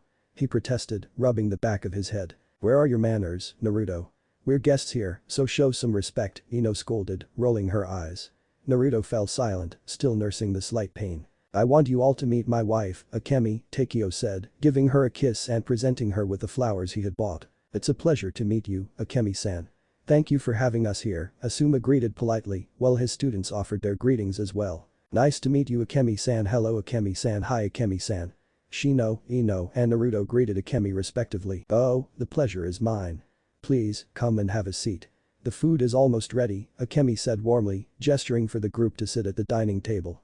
She went back to the kitchen to finish preparing the meal, while Asuma and Takeo continued their conversation. "You have a lovely place here, Kaneshiro-san," Asuma complimented. "Thank you, Sarutobi-san. We take great pride in it, my wife and I. It started as a small ranch, but with hard work and determination, we managed to make it grow." Takeo explained. "You weren't kidding about the lack of fences," Asuma remarked. "Haha. Yes. And I'll be honest with you, Sarutobi-san. I didn't mention it in the job description, but I would greatly appreciate your team's help in setting up the fences. Though, I would understand if you're not able to help since it's not what you signed up for, but I'll make sure to compensate you for your efforts, so. What do you say?" Takeo asked earnestly. Asuma understood Takeo's request and saw it as an opportunity for his students to work together and gain valuable experience. "Sure, why not? So, when do we start?" he inquired. "After lunch, I'll gather the materials for the fence. And I'll let's say around 4 o'clock so your students won't have to work under the scorching sun. Sound good?" Takeo suggested. "Yeah, we'll have that fence up and ready in no time," Asuma agreed, a hint of enthusiasm in his voice. Takeo smiled appreciatively. Just then, Akemi returned with a variety of delicious dishes she had prepared, knowing that they would have guests. She had gone the extra mile to create a feast for everyone. The group eagerly dug into the food, enjoying both the meal and the lively conversation that ensued. Outside Takeo-san's storage shed. "Listen up, everyone. I know this wasn't part of the original mission, but I believe it's the right thing to do for a few reasons. First, helping Kaneshiro-san out will allow us to complete this mission quickly. And yes, I know some of you are eager to go home. But here's the second thing, we'll be compensated for our efforts, so there's extra pay. And finally, this'll serve as a valuable team exercise for the three of you. Is that clear? Asuma addressed his students, seeking their agreement. They nodded in understanding, acknowledging Asuma's reasoning. Alright then. Let's wait for Kaneshiro-san to bring the necessary materials for the fence, Asuma stated. Curiosity sparked within Naruto, prompting him to ask, Asuma-sensei, are we allowed to use jutsus? Asuma considered for a moment before responding, I don't see any harm in it. But if your jutsus end up causing more trouble than help, then no more jutsus. Understood. Without hesitation, Naruto accepted the terms and conditions set by his sensei. After some time, Takeo returned with a toolbox and opened the storage shed to reveal fence posts, wooden planks, and a bucket of nails. We've got everything we need to build this fence, and I'm confident we can finish at least a quarter of it this afternoon. I suggest starting behind the cabin. What you guys can do is to attach the planks to the fence posts that I'll be putting into the ground, Takeo explained to the group, who understood their role. Asuma made a suggestion, saying, why don't you show them how to dig holes for the fence posts? That'll help us get started. Following Asuma's advice, Takeo took a shovel and demonstrated the proper technique. The group proceeded with their assigned tasks, creating a rhythm of digging holes, placing fence posts, and nailing wooden planks. There were occasional mishaps, with Naruto's clones accidentally hammering their thumbs and dispersing, but they persisted.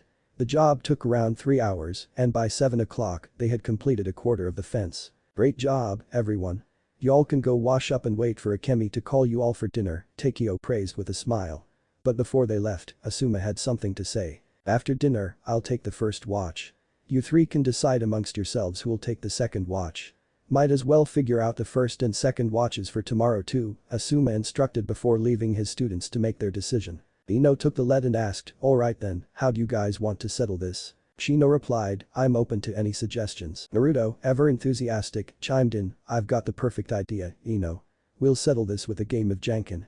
Rock paper scissors, Dadabeo. Ino gave Naruto a deadpan stare, expecting a more concrete plan or a strategic suggestion like the one they used to land a hit on Asuma earlier. Janken, really? Ino sighed. Naruto raised an eyebrow and challenged, what? You got a better idea? Realizing she didn't have a better suggestion, Ino sighed again and reluctantly agreed. Naruto grinned, asking if his teammates were ready. You guys ready? He asked, and they nodded in response. Jankenpon. They all shouted in unison, starting the game. Shino gu, rock, Ino gu, rock, Naruto gu, rock, crap. I should have gone paper. Naruto exclaimed in frustration, realizing his choice of gu, rock, didn't work. Ino let out a sigh of relief that she didn't lose right away, while Shino remained his usual composed and silent self. Jankenpon. They chanted once again in unison, determined to settle the watch schedule through this game. Shino paper, Ino choki, scissors, Naruto choki, scissors. I will take the second watch tonight since I have lost, Shino declared. No worries, Shino. You'll get a break tomorrow. So, Ino, are you ready to lose? Naruto teased. Oh, please Naruto, there's no way I'm going to lose to you. I'm definitely gonna win this, Ino confidently responded. Jankenpon. Ino and Naruto exclaimed simultaneously, raising their hands to reveal their chosen signs. Ino choki, scissors, Naruto choki, scissors, Jankenpon. Ino paper, Naruto paper, Jankenpon. Ino gu, rock, Naruto gu, rock. Damn it, Naruto. Stop copying me and just lose already. Ino yelled, frustrated. I'm not copying you. If anything, you're the one copying me. Remember, you have mind-related jutsus. For all I know, maybe you're the one cheating. Naruto argued back, defending himself. Naha. Yaha. Naha. Yaha. Okay, enough. Let's just settle this once and for all, Ino said, determined to break the never-ending cycle of bickering between them. And for the very last time, they played rock paper scissors. Jankenpon. Ino and Naruto said simultaneously, eager to determine the winner and bring an end to their argument. Ino gu, rock, Naruto choki, scissors. Damn it. I lost, Naruto exclaimed in frustration. Ha. I beat you, Naruto. Looks like you'll be on first watch tomorrow, Ino taunted, sticking out her tongue. Yeah, you win. I honestly thought I had you there. I was going to psyche you into choosing paper, Naruto explained. Better luck next time, Naruto, Ino said, sighing in a playful manner. Kids. Dinner's ready in 10 minutes. Akemi called out loudly from inside the cabin. Hearing this, they knew it was time to go back inside, wash up, and prepare for dinner. The next day, for the last time. The plank isn't straight, Naruto. Ino yelled in frustration. Oh, come on. How am I supposed to know it's not straight? I can't see the entire plank from here, and it's not like I'm not trying, Naruto argued, feeling exasperated. Just raise the left side of the plank a tiny bit, Ino instructed, her patience wearing thin. Naruto followed her instructions. No. The other left. No. My left. Ino exclaimed, growing more frustrated. You weren't specific. This would be much easier if I had my clones, Naruto replied. No kidding, well, your clones just caused a mess earlier by scaring off some of Kaneshiro-sen's cows. Luckily, Asuma-sensei was able to wrangle them in time. Also, you agreed to his conditions that if and when our jutsus cause more trouble than help, no more jutsus, so just do what I said. Ino groaned, recalling the incident. Naruto let out a sigh and adjusted the plank as Ino directed. But this time, he raised it a bit too much. Arghhhh. You raised it too much. Ino yelled in frustration. You know what, let's swap. I'll do the nailing and hammering, and you hold the plank. It seems you can do a much better job than I can, Naruto protested, annoyed. Ino didn't hesitate to switch places with Naruto. Is the plank straight now? He asked. Yeah, just nail the damn thing down. This is heavy, Ino groaned, feeling fatigued. Be patient, geez. I'll show you how a real pro nails down wooden planks, Naruto said confidently, preparing to hammer down the nail. He wanted to prove to Ino that he was skilled at this task by hammering the nail down in one hit. But instead of hitting the head of the nail, he missed and struck his thumb. Ahhhhh. Screw this plank and hammer. Naruto yelled in pain, causing more bickering between them. Asuma and Takeo continued their tasks in the distance while overhearing the ongoing argument between Naruto and Ino. Takeo turned to Asuma and asked, are you sure they're going to be alright, Sarutobi-san? Asuma chuckled and replied, oh, them? Yeah, they'll be fine. They're always like that. Takeo nodded, relieved by Asuma's assurance. We've made great progress with the fences. We've completed about 3/4 of the job. I can't express enough gratitude for your team's help. Asuma waved off the thanks. No worries, Kaneshiro-san. It's all part of the job. Team 10, along with Asuma, had been working tirelessly since 7 o'clock in the morning. By noon, they had accomplished a significant portion of the fencing task. I think it's a good stopping point for now. Your students deserve a break and a chance to freshen up before we gather for lunch in the cabin, Takeo suggested. I'll take care of some other tasks. If you need anything, I'll be at the barn, or you can ask my wife for assistance. Asuma nodded gratefully as Takeo headed towards the barn, leaving Asuma alone with his thoughts. He contemplated the nearly finished fence and realized it was time to shift their focus to investigating the missing cows. Now that the fence is almost complete, we can finally start our investigation, Asuma thought to himself. Determined to address the matter, he called out to his team. Boy. Shino, Ino, Naruto. Team meeting, Asuma called, his voice echoing through the area. His students soon approached, curious about the sudden meeting. You called for us, Asuma-sensei? Ino asked. Since we're about 75% done with the fence, it's time to deal with the missing cow situation. I'll talk to Kaneshiro-san later to see if we can scout the area and gather info. So, we'll form 2-man teams. Shino, you'll come with me. Your sensory abilities will be helpful. Ino and Naruto, you're together. And, Ino, keep an eye on Naruto for me, will ya? Asuma explained, to which Ino nodded in agreement. Hey. What's that supposed to mean? Naruto protested. It's nothing, Naruto. Just a precaution. Now. Any questions? Asuma asked. Naruto raised his hand. If we find something unusual, what should we do? Good question. Just create a clone and send it to me with any information you've got. As for the original Naruto, just stay with Ino in the area where you found the clue. If there are no more questions, go freshen up because lunch is almost ready, Asuma instructed. With the plan set, the team dispersed to wash up and prepare for lunch, eager to continue their mission and uncover the mystery surrounding the missing cows. After working on the fence, 4:30 p.m. Found anything yet? Ino asked, hopeful for a breakthrough. Nope, what about you? Naruto replied, equally disappointed. Nothing, Sai, I'm starting to think it's just a predator that's been attacking the cows. What do you think, Naruto? Ino pondered. Maybe.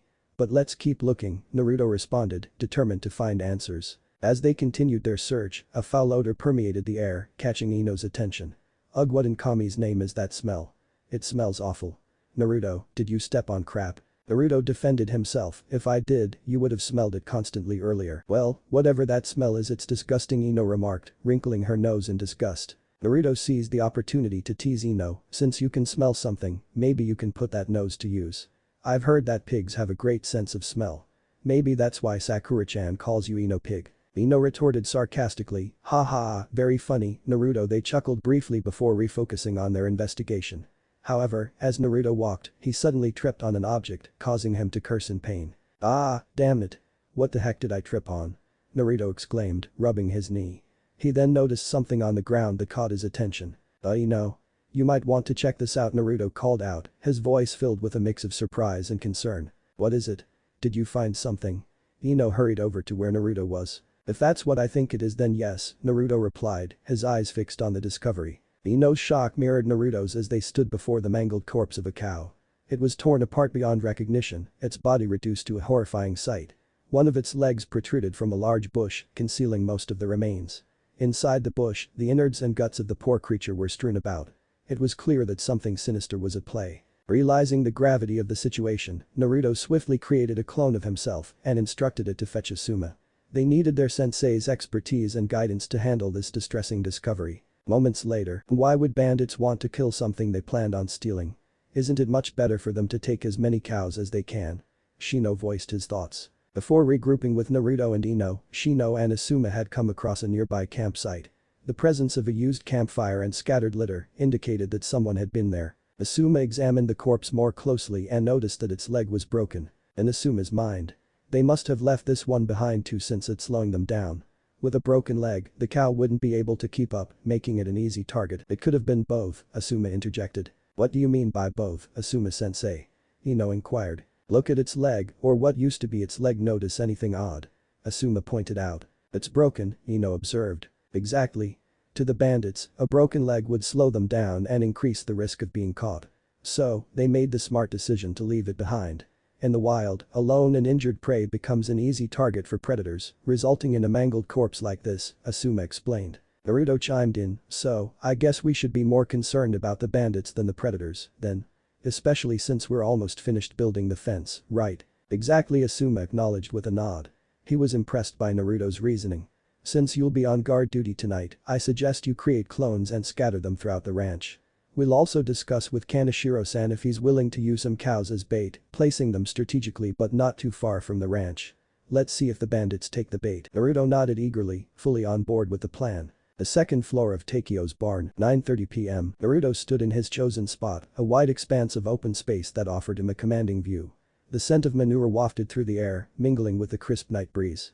Ino, always quick with her teasing, couldn't resist making a comment about the less than pleasant odor. Nice spot you got here, Naruto, Ino playfully jested.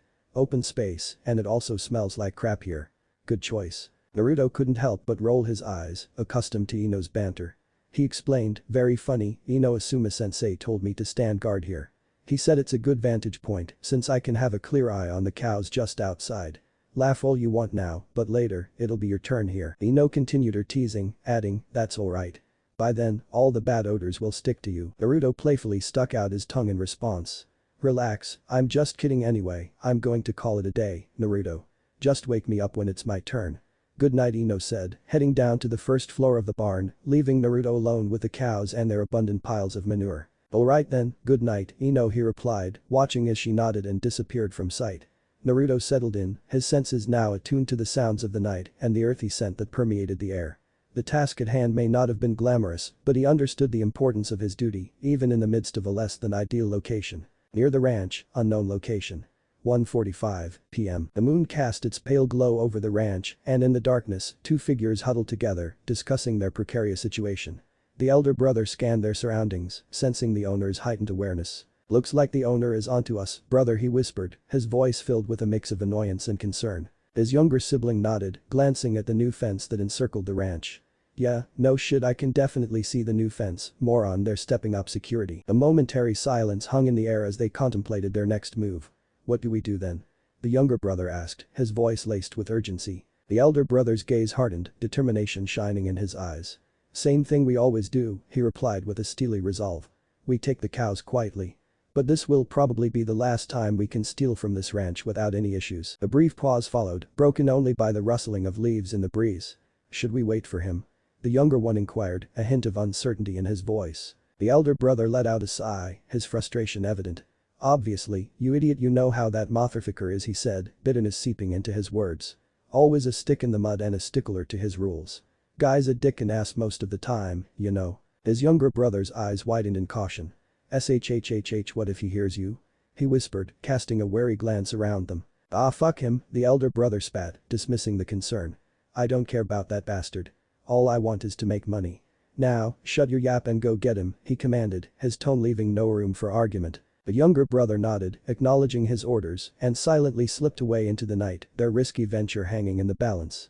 The elder brother remained, his thoughts consumed by the impending risks they faced, while the moonlit ranch whispered tales of uncertainty and desperation. Hidden in a tree somewhere, 2 a.m., hidden among the lush foliage, a meticulously placed Naruto clone perched on a sturdy tree branch, blending seamlessly with the surrounding scenery.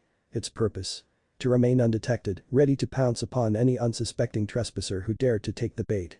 With keen eyes scanning the vicinity, the clone remained vigilant, acutely aware of the potential threats that lurked nearby. Suddenly, a voice wafted through the air, interrupting the tranquility of the scene. "Watch where you're stepping, imbecile," a man's voice grumbled with a touch of irritation. "Sorry about that, brother," came a reply, laden with a tinge of remorse. "Just shut up and get to it," the gruff voice retorted curtly. Intrigued by the exchange, clone Naruto's ears perked up, focusing intently on the conversation unfolding in the distance. Curiosity fueled his determination to uncover the identities of those involved. Patiently, he waited, biding his time for the arrival of the mysterious individuals. After what seemed like an eternity, 3 men materialized just beyond the boundaries of Takio's sprawling ranch. The strategic ploy to entice them with baited-born fruit, for the ranch was plagued by a notorious bandit gang notorious for stealing cattle. Aware of the impending danger, clone Naruto resolved to vacate the area swiftly and alert the original Naruto, for their combined strength would be required to face this imminent threat. Moments later, 2:10 a.m., Naruto found solace in the embrace of a hay bale, his weary body succumbing to sleep's irresistible call. Oblivious to the world, he slumbered, oblivious to the traces of drool glistening on his chin. However, his tranquility was abruptly disrupted as clone Naruto shook him awake, driven by the urgent need to share his crucial findings. "Boy, wake up, wake up."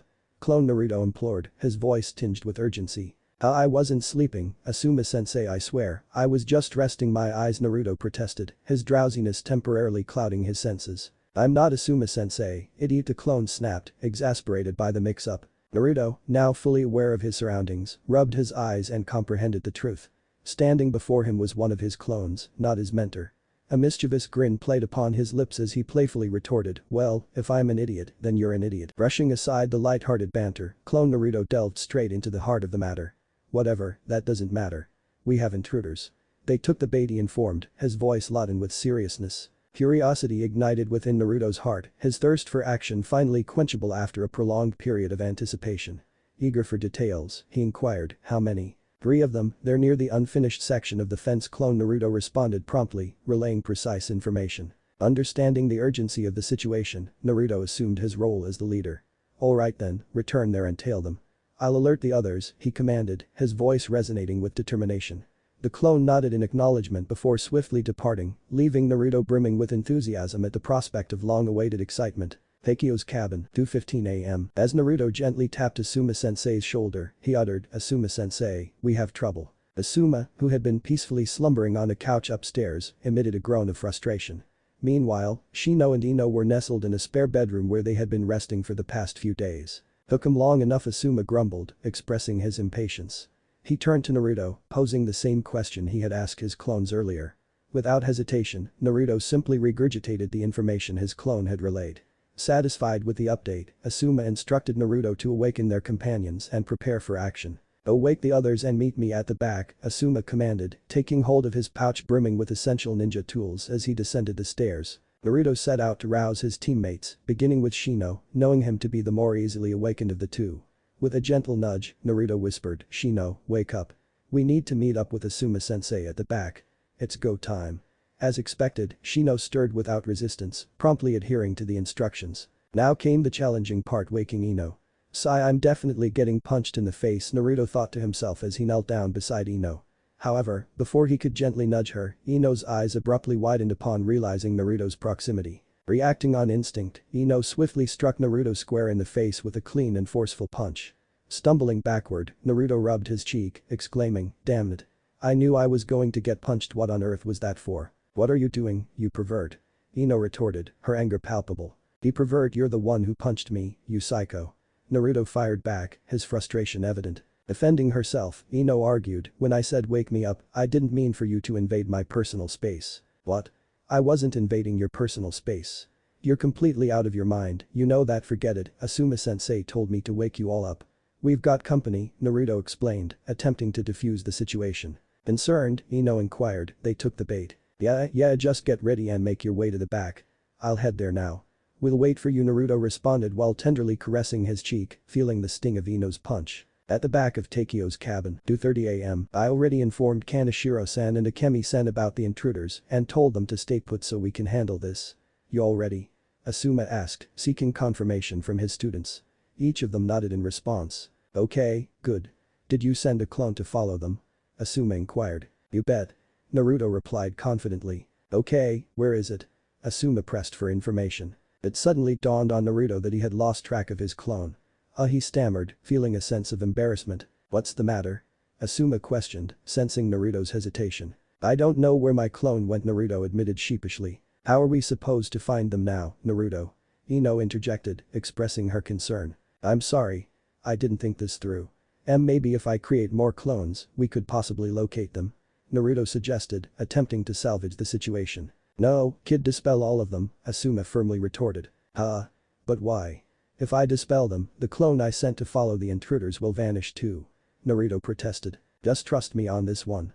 Now go ahead and dispel all of them," Asuma ordered, conveying his authority. Reluctantly, Naruto agreed, knowing that his sensei had a plan. He performed a hand seal to dispel his clones, dissolving their existence. "What now?" Naruto inquired, his curiosity piqued. "Just give it a second," Asuma calmly replied, his demeanor indicating that he anticipated something. As Asuma had suggested, within moments, Naruto suddenly became aware of the bandits' whereabouts. Surprised, he exclaimed, "I know where they are." But how?" "I'll explain it another time. Now, where are they?" Asuma inquired once more, eager to act upon the newfound information. "Follow me." "They're this way," Naruto responded enthusiastically, his excitement evident as he swiftly started sprinting in the direction where the bandits were located. His teammates, including Asuma, chased after him, their determination matching Naruto's as they embarked on their pursuit. "Somewhere in the woods, 2:50 a.m. How many more cows were you able to lure, Takeshi?" a man asked. "I managed to get 3 more to follow me." "Where's Tadashi and Ikki?" Takeshi inquired. "Do I fucking look like a psychic to you?"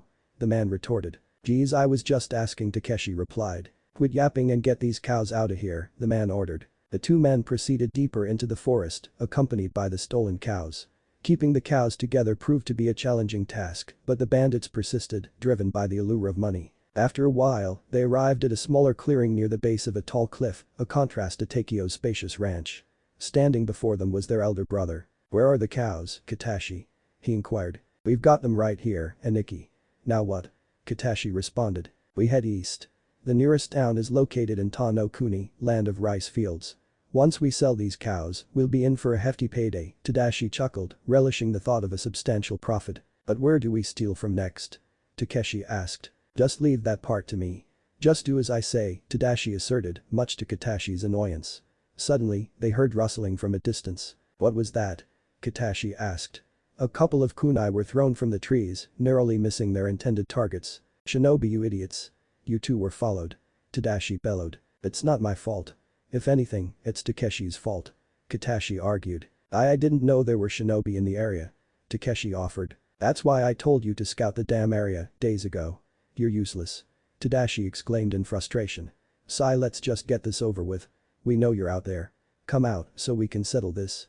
Want these cows back, come and get 'em," Tadashi taunted. Team 10 emerged from the forest, ready to confront the bandits head-on.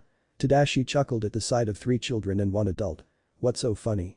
Ino asked, her voice filled with determination. "Didn't expect to fight 3 children and their babysitter, looks like I was worried for nothing," Tadashi replied, mocking their capabilities. Naruto's anger flared and he clenched his fist, ready to attack. However, Asuma intervened, stopping him in his tracks. "Naruto, don't, he's trying to provoke you. Control your temper." "Now is not the time for a tantrum," Asuma commanded, his voice firm and authoritative. "Yeah, listen to your babysitter. You're far away from home, kid. You shouldn't have come here, boy," Tadashi continued taunting. He cracked his joints and prepared himself for the imminent battle. "You two deal with the kids. I'll take care of the big one." "I never thought I'd have to use this," he said, grabbing a pouch containing pills of some kind. "Take 3 and finish the damn job," he instructed his brothers. Katashi and Takeshi each took 3 pills from the pouch, while Tadashi swallowed 1 himself. "What did he just take?" Ino asked, curious about the pill's effects. Shino examined the small pill in his hand, its purpose shrouded in mystery. It appears to be some sort of enhancement pill, similar to the soldier pill we use, he commented, his voice tinged with curiosity. Asuma gathered his students around him, a serious expression on his face. Remember what I've told you before, this ain't training anymore. This is the real deal, he emphasized, his tone stern. One wrong move and you're done for. Don't underestimate our opponents. I don't want your deaths weighing on my conscience. If any of you dies, it'll be on me. Understand? He questioned, seeking confirmation from his attentive students, who nodded in agreement. Tadashi smirked mischievously, interrupting the somber atmosphere. Oh, how touching, enough with this mushy crap. Let's do this. He declared, unsheathing the tsurugi strapped to his back. Swiftly, he charged towards Asuma, his blade swinging menacingly. Asuma deftly blocked the attack using his trench knives. Not bad for a bandit, Asuma remarked, impressed by his adversary's skill. Who says I'm just a bandit? Tadashi retorted, his voice dripping with confidence. He channeled chakra into his arms, causing his blade to grow heavier, catching Asuma off guard. Pushing Tadashi back, Asuma executed a backflip, creating distance between them. Thoughts raced through his mind. In Asuma's mind. This guy's pretty decent. However, Tadashi remained relentless, charging at Asuma once again, his tsurugi whirling through the air in an attempt to strike. The clash of metal against metal echoed through the air, accompanied by sparks that erupted from their blades. Asuma, determined not to be on the defensive, launched a swift counterattack, slashing one of his knives towards his opponent. To his surprise, Tadashi evaded the strike with remarkable speed. Seems like what they consumed was more than just a basic soldier or chakra pill, Asuma mused silently.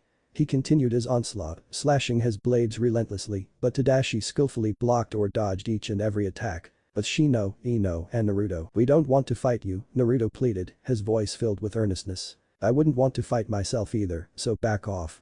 And stop meddling in our business. The stranger retorted, his tone laced with irritation. Interesting business you've got here. Didn't know stealing was a business, Ino taunted, unable to resist the opportunity to provoke him. I warned you, Katashi declared, swallowing his very first enhancement pill. As the pill coursed through his body, a surge of power enveloped him, revitalizing his senses and bolstering his strength. Takeshi followed suit, experiencing the same empowering effects. Katashi channeled chakra into his legs, granting him heightened speed. Think fast. He exclaimed, swinging the tanto he held in his hand. He closed in on Ino, but Naruto intercepted, blocking the blade with one of his kunes. Either you're brave or you're an idiot. Think you have what it takes to kill, little boy? Katashi jeered. Why don't you pick on someone your own size, you coward? Naruto retorted, his voice filled with defiance. Feisty too, since you interrupted me, I'll make sure you're the one to die first, Katashi threatened, swinging his weapon once again. Naruto managed to block the strike, but he felt the strain in his arms. He still had much to learn about using weapons, just as Asuma had advised him. What are you waiting for, you moron? Don't just stand there. Help me. Katashi yelled to his brother, who had been lingering in the background. Takeshi also infused his legs with chakra, granting him a burst of speed. He sprinted towards Naruto, intending to overwhelm him.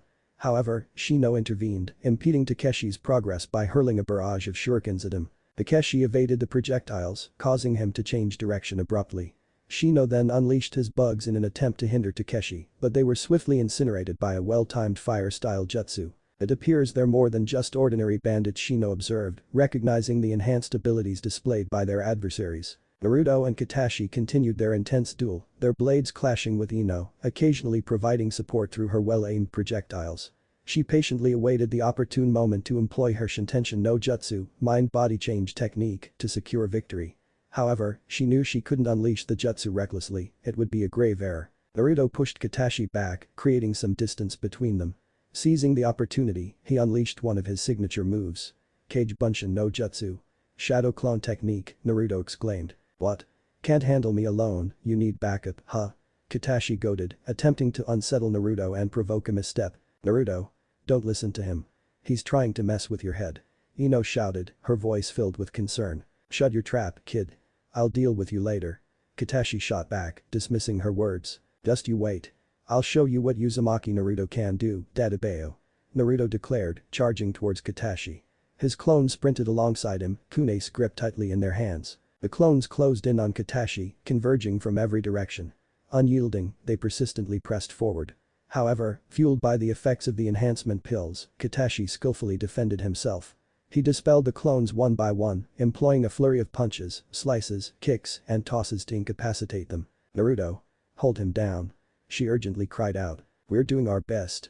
echoed the chorus of clones, determined to fulfill their mission. With Shino and his opponent engaged in a fierce battle, their clash unfolding in a distant area that kept them apart from their respective teams, but close enough for the echoes of their fight to reach their comrades' ears. "Listen, man, it's nothing personal, but I have no choice but to kill you. My brothers will kill me if I fail," Takeshi admitted, his voice tinged with a hint of regret. "The sentiment is mutual. I hold no grudges against you, I am merely fulfilling my duty." "Though my comrades did not threaten my life or failure," Shino responded, his tone resolute. In a swift motion, Takeshi tossed a smoke bomb onto the ground, engulfing the battlefield in a dense cloud of smoke. Shino found himself momentarily blinded, but his sensory abilities offered an advantage. Releasing his loyal insects, he relied on their keen senses to locate his elusive adversary. For a brief moment, silence enveloped the area until Shino's instincts kicked in. He leaped to the left, narrowly evading a fireball hurtling towards him. Seizing the opportunity, Shino retaliated by sending his insects swarming towards Takeshi, taking advantage of the opening created by his earlier jutsu. Hijutsu. Mushidama, hidden jutsu. Insect sphere, Shino declared. Unfortunately, Takeshi struggled to complete the hand seals for his Kaiten. Kakakyu no jutsu, fire style.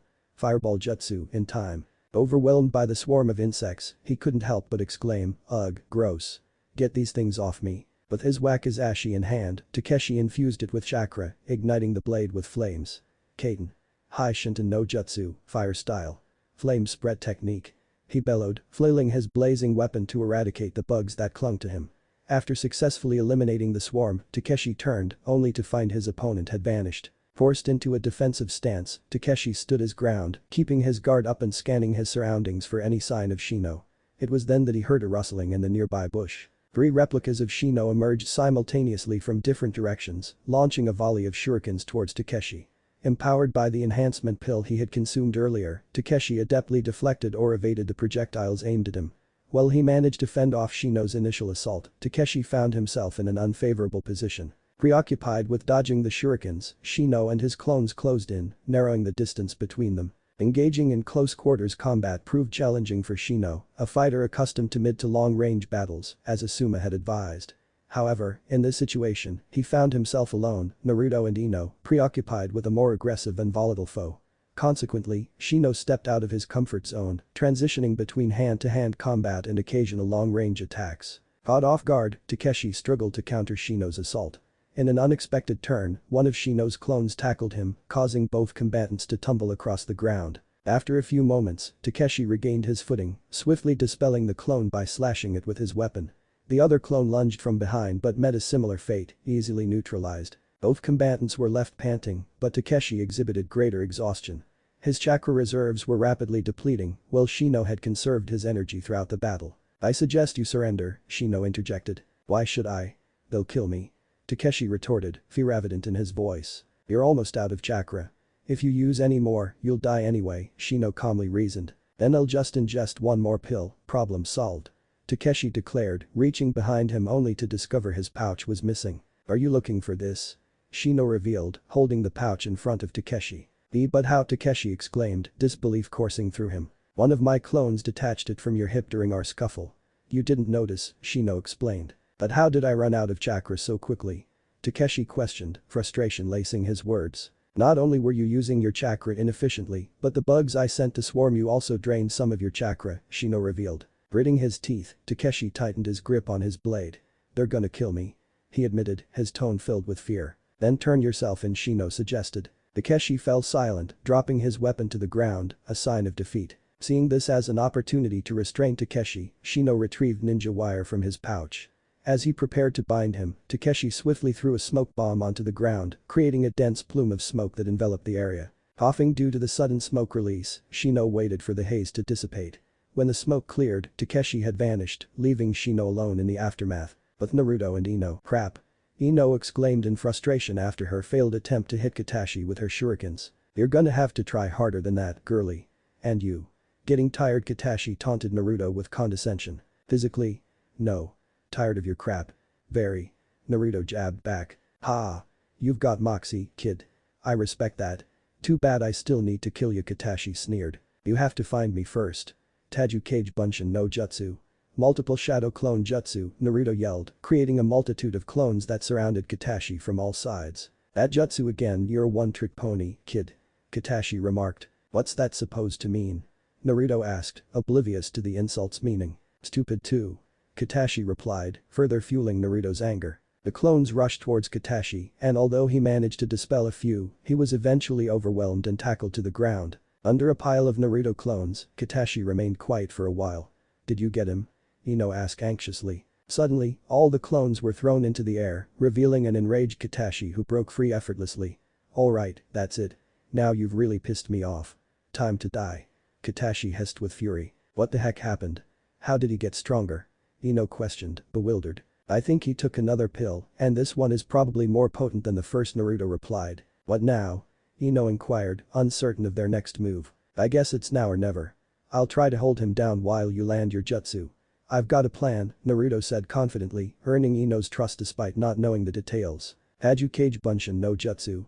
Multiple shadow clone technique. Alright. Let's try this one more time.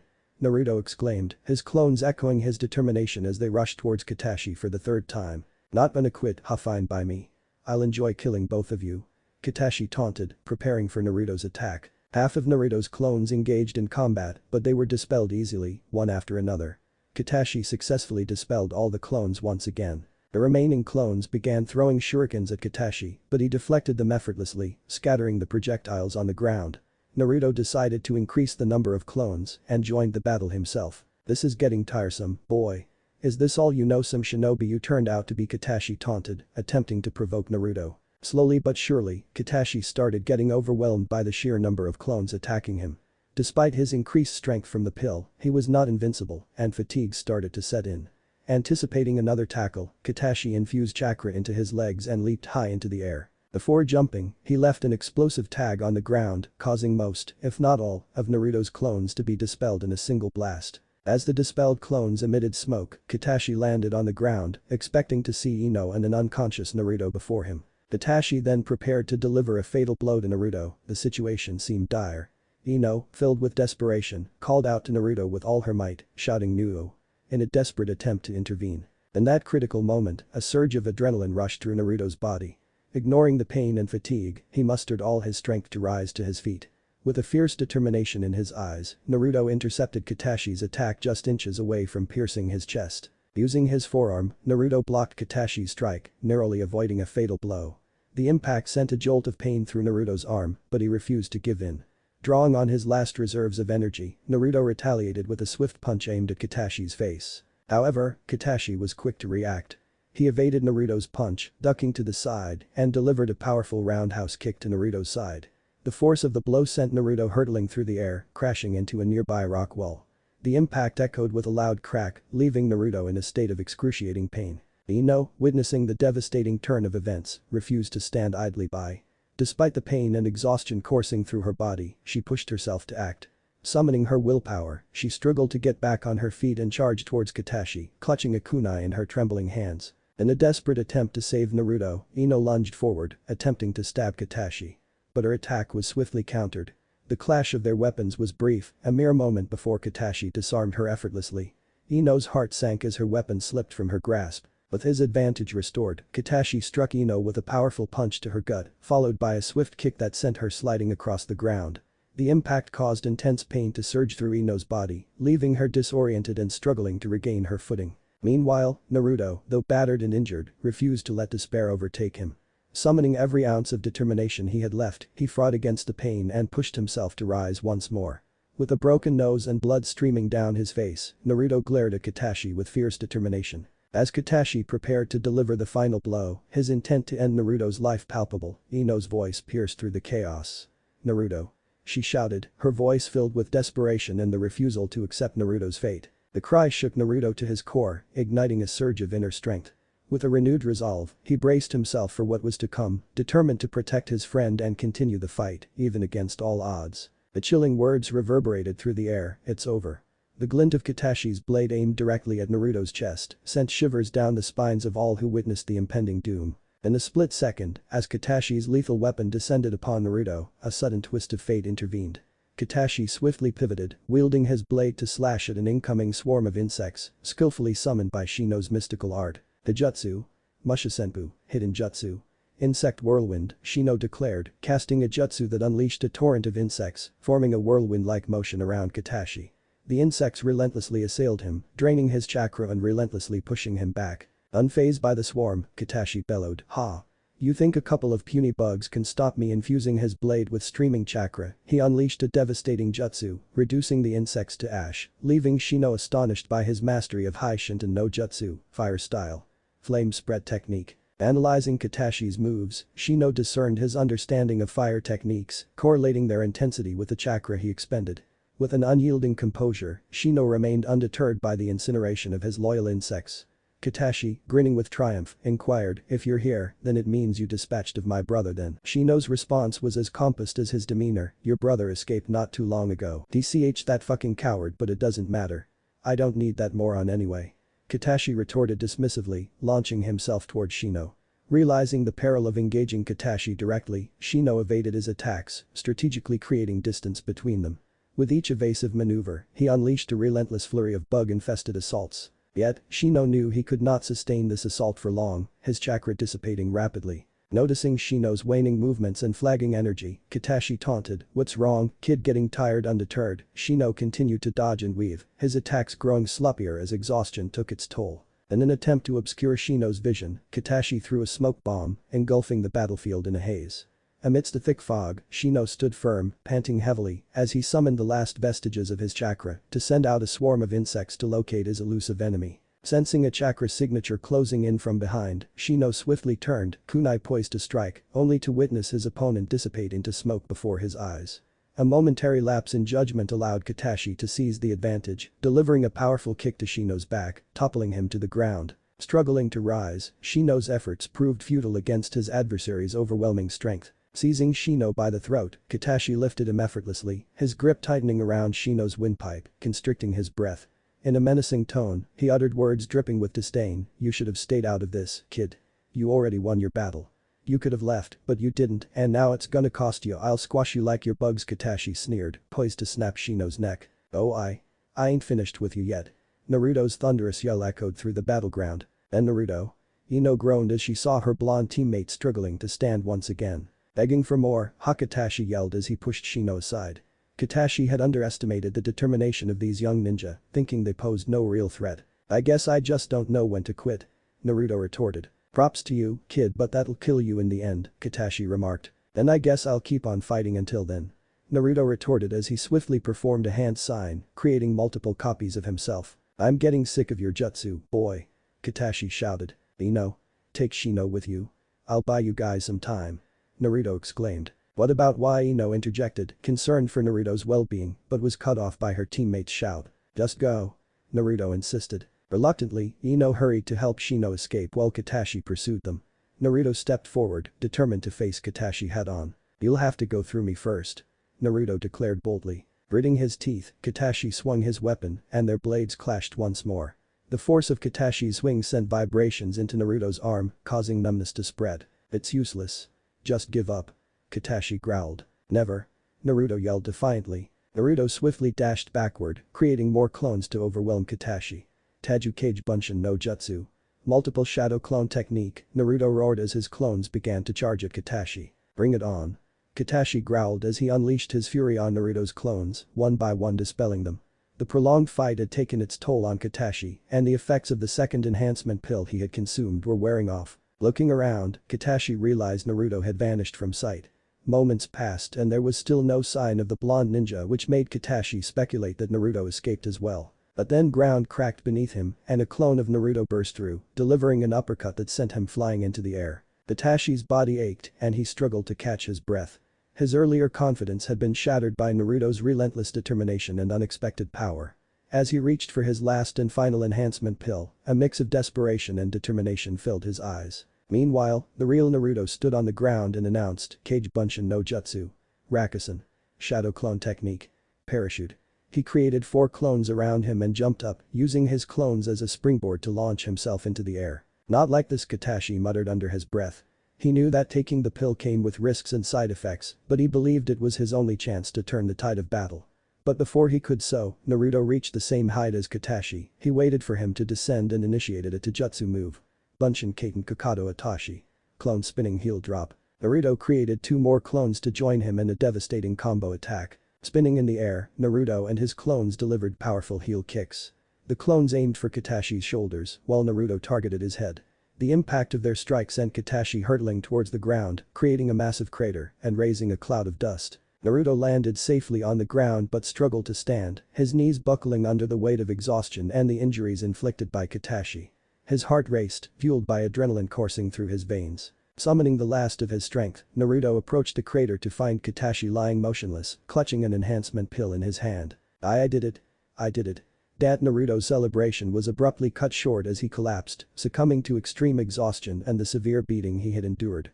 Victorious but battered, Naruto lay on the ground, covered in cuts and bruises. With Asuma, this part took place when Naruto was facing Katashi all on his own. Seems like I have to step up my game then. Looks like the basic shit won't cut it, Asuma said to Tadashi. Their battle has been going on for too long, sure Asuma could go all out if he wanted to, but he wanted to gauge his opponent's skill first before doing so. By any means, Asuma wasn't belittling his foe because he did not want to reveal all his cards to his enemy, as that would be foolish. Plus, he still doesn't know the full capabilities of the pills Tadashi has at his disposal. Asuma tightened his grip on his trench knives, it then began to glow with a bluish aura. It also started to vibrate as Asuma channeled his chakra into his blades. Getting serious now, are we? Let's dance. He taunted Asuma as he ingested another pill.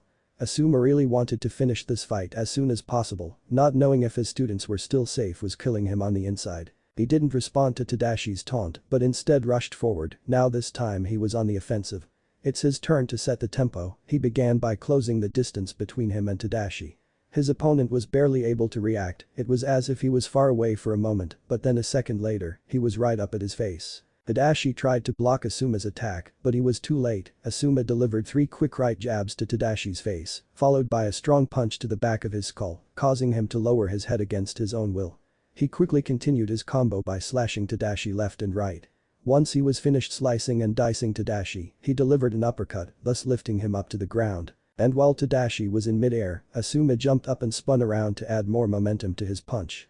Once his attack connected, it sent Tadashi sliding across the ground. Once Tadashi stopped stumbling, he quickly got up to his feet in order to defend himself. But Asuma didn't stop there as he vanished from his side and reappeared behind him. He's fast. He thought to himself.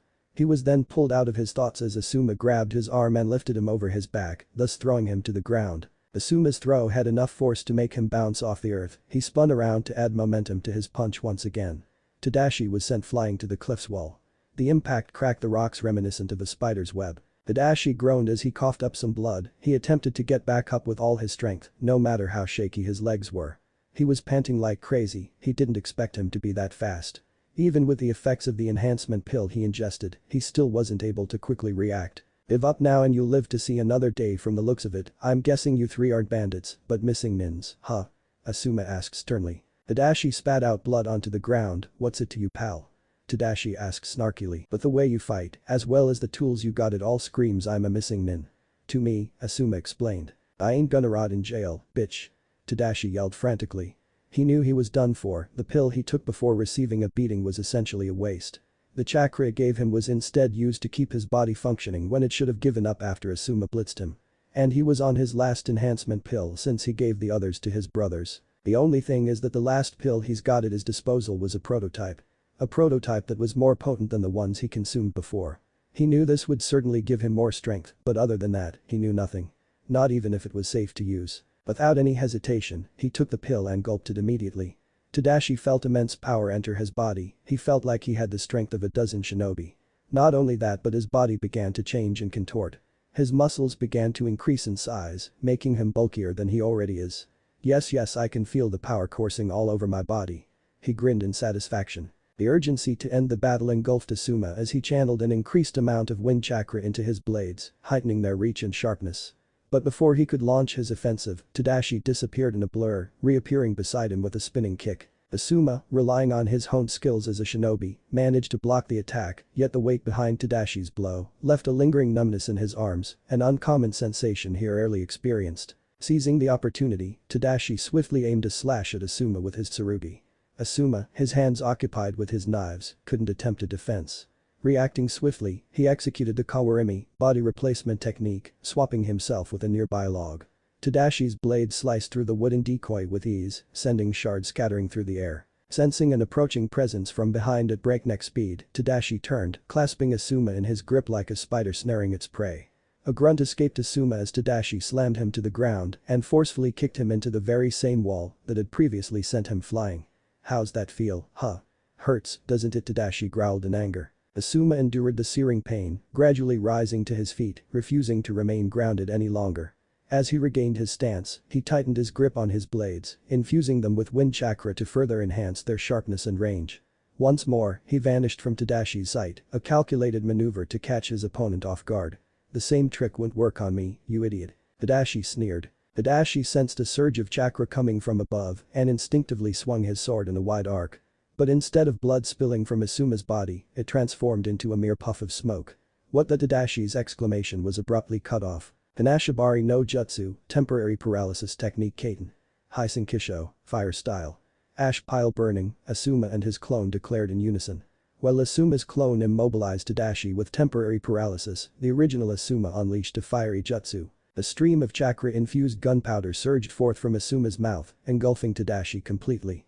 Once the gunpowder encased him, Asuma ignited the explosive mixture by striking a flint between his teeth, resulting in a massive explosion. A swirling maelstrom of dust and dirt filled the battlefield, leaving behind scorched earth and billowing smoke. Asuma cautiously awaited the outcome, hoping that his tactic had been successful. As the haze dispersed, he beheld Tadashi, still standing remarkably intact despite the devastating blast. It seemed that the pill had granted him heightened resilience and resistance to explosive attacks. However, something appeared amiss about Tadashi's posture as he stood motionless. Maintaining his guard, Asuma's vigilance was rewarded when Tadashi's body suddenly pitched forward, crashing to the ground with a resounding thud. Sighing with relief, Asuma knew that the arduous fight had finally reached its conclusion.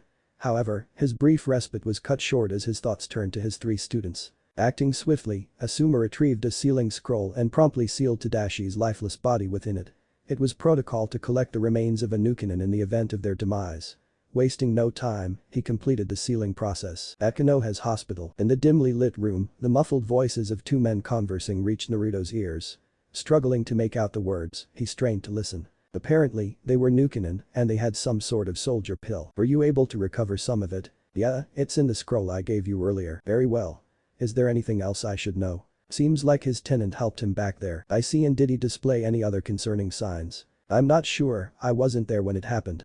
As Naruto gradually regained consciousness, he found himself in a pristine white room with his sensei and the Hokage standing nearby. As his vision cleared, he recognized them. However, before he could speak, concern for his teammates overwhelmed him. "Where's Ino and Shino? Are they alright?" Naruto's voice trembled with panic. "Calm down, Naruto. They're fine. Take it easy. If anything, you should worry about yourself." "You did well, Naruto, so don't worry," Asuma reassured him, trying to alleviate his fears. The door swung open, revealing a shinobi who addressed the Hokage. "I have other matters to attend to. Get well, Naruto-kun, and congratulations on succeeding in your first battle," Hiruzen said, offering Naruto a warm smile before departing, leaving Naruto and Asuma alone. However, instead of feeling elation, Naruto experienced a sense of disappointment. Asuma, keenly observing his student, inquired about his troubled state. "What's the matter?" he asked. Naruto's voice was tinged with self-deprecation as he berated himself. "It's just I wasn't strong enough, we almost got killed out there. It's probably a miracle or a fluke that all three of us survived. If I had been stronger, this wouldn't have happened." Naruto expressed his feelings of weakness and inadequacy. Asuma's gaze softened and he offered Naruto words of wisdom. "If you think you're weak, then work hard to become stronger. Belittling yourself will do jack shit, it'll hold you back, kid, just keep moving, grow stronger each and every day to protect those you value," Asuma comforted Naruto, gently patting his shoulder. Left alone in the room, Naruto absorbed Asuma's words, allowing them to replace his doubts and disappointment with determination and renewed vigor. Somewhere in the wilderness, north of Konohagakure, Takeshi raced through the dense, impenetrable darkness of the woods. Fear coursed through his veins, propelling him forward, despite the knowledge that his siblings might still be alive. He couldn't bear the thought of facing them and the potential consequences of abandoning them. A distant rumble of thunder echoed through the air, accompanied by the relentless downpour that transformed the ground into a treacherous, muddy terrain. Each step became a precarious gamble, but Takeshi pushed on, desperately searching for shelter to shield himself from the storm. The open wilderness offered no respite or refuge. His breath came in ragged gasps as exhaustion began to take its toll. In his haste, Takeshi's foot caught on a hidden root, causing him to stumble and plunge headlong into a deep hole.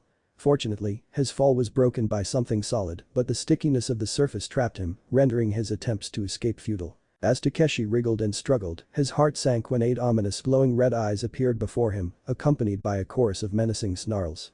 A flash of lightning briefly illuminated the creature lurking in the shadows, a grotesque amalgamation of a spider and a wolf. The monstrous hybrid bared its razor-sharp fangs, growling with anticipation. Takeshi's attempts to scream were in vain, his voice lost in the tumultuous storm. The despair of his impending doom washed over him, amplified by the rain that drowned out any hope of rescue. He was trapped, ensnared in the web, destined to become the creature's nocturnal feast. "Do I really have to?"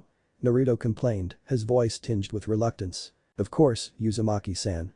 This medicine will help you recover much faster," the nurse replied firmly. "Ugh, but it tastes awful. It's disgusting," Naruto protested, scrunching up his face in distaste. "Now, Naruto-kun, good medicine often tastes bitter. And it is in your best interest to take your medicine.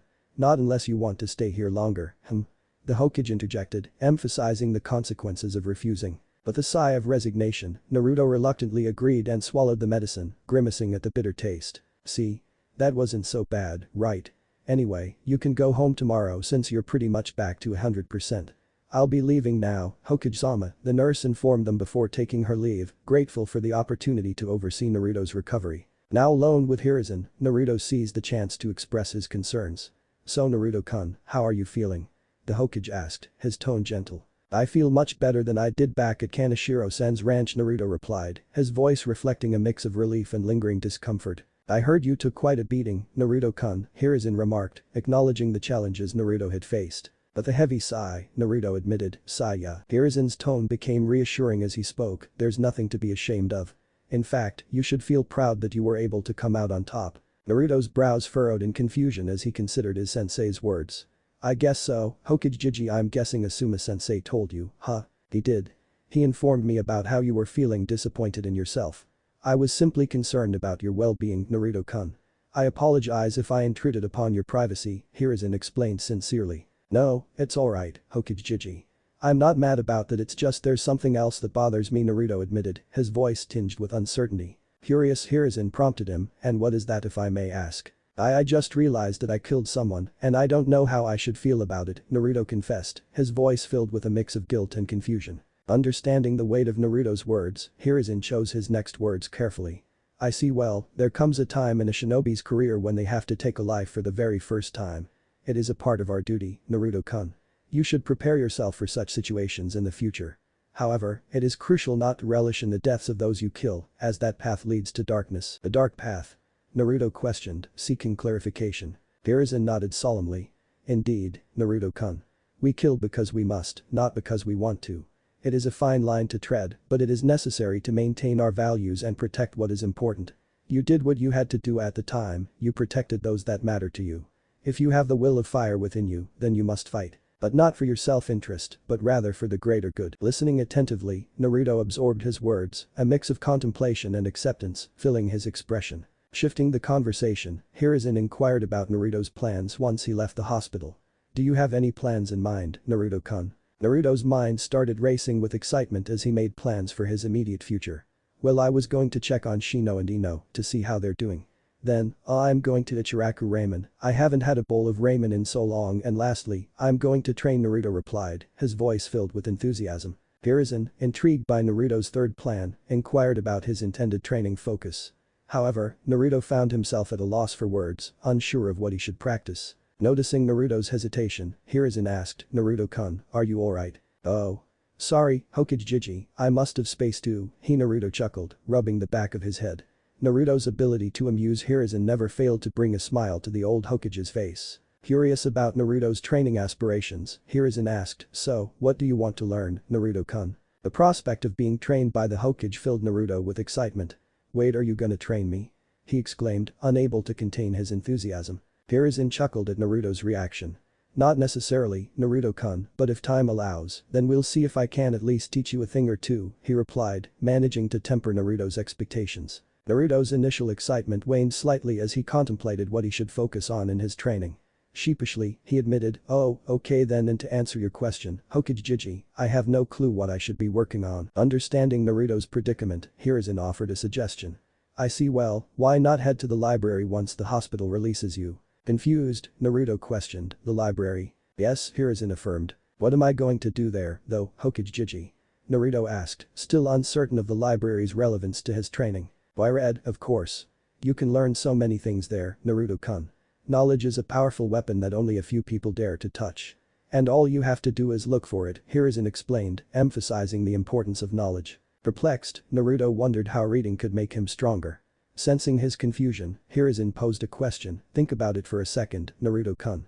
Why do you think I am referred to as the professor? After pondering for a while, Naruto arrived at the answer. Because you pretty much know all the jutsus in Konoha, he replied. Hiruzen nodded, pleased with Naruto's understanding. Exactly. Well, technically yes. But some of the jutsus I know are not common knowledge. They were made available to me when I became the Hokage. However, that's beside the point. The main idea is that knowledge is a powerful weapon. It is a real strength to put that knowledge to good use, Hiruzen emphasized. Realizing the significance of his mentor's words, Naruto reluctantly agreed, saying, I see well, alright then. I'll head to the library tomorrow. Will I be allowed there? Now that you're a shinobi of this village, you're granted access to sections of the library that were previously restricted to civilians. However, your access will be limited to the rank of genin for now. Certain areas will still be off limits to you, Asuma explained to Naruto. He was pleased to see that Naruto understood the situation without any need for further clarification. Asuma couldn't help but feel proud of Naruto's growth. I'll inform the library about your arrival tomorrow, so there's no need to worry. Just go there and they'll take care of everything, Asuma assured Naruto. Thanks, Hokage. Naruto expressed his gratitude, reaching out to hug Hiruzen from his bed. The Hokage returned the gesture, patting Naruto's head affectionately. It's my pleasure, Naruto-kun. But for now, I must take my leave as I have other responsibilities to attend to, Hiruzen said as he departed, leaving Naruto to his own devices. Later that night at Naruto's room, Naruto lay on his bed, his recent dinner settling in his stomach. Contemplation washed over him as he pondered his plans for tomorrow's visit to the library. If he was going to delve into the books, he wanted to find something that not only captured his interest but also aligned with his personal style. His thoughts were abruptly interrupted when the door to his room swung open, revealing his sensei and teammate standing in the doorway. Asuma-sensei. Shino. What brings you guys here? He asked, curiosity lacing his voice. We came to pay you a visit, obviously Shino and I barely had the chance to see you since we were recovering at home as well, Ino replied, a touch of playfulness in her tone. Are you both alright, though? Naruto inquired, concern seeping into his words. Yeah, we're fine. The real question is if you're alright, Ino emphasized. Among the three of us, you took the most beatings, she added, hinting at his recent battles. I'm doing better, thanks for asking, Ino, Naruto assured her, gratitude coloring his response. We brought you something, and if we're not mistaken, it happens to be your favorite miso, Shino began, only to be interrupted by Naruto's enthusiastic outburst. Miso char siu. Naruto exclaimed, his love for the dish evident in his voice. Shino didn't mind the interruption and continued without objection. Yes, it was Ino's idea to get you ramen, Shino concluded, with Ino chiming in. Really, Ino, you did this for me, and you remembered my favorite? Naruto's voice exuded surprise and appreciation. Yeah, how could I forget? You never stop talking about it, she teased, a playful jab directed at him. Ha. Just like you and your endless Sasuke talk, Naruto retorted, a mischievous glint in his eyes. I do not talk about Sasuke-kun all the time. Oh, you do. I don't. You do. I don't. You do. I don't. Naruto-sensei, Asuma, interjected with a sigh, noting their spirited banter. Seems like you're already better, already bickering with Ino even before being discharged from the hospital, he remarked, his tone laced with amusement. Naruto sighed, deciding to let go of the argument.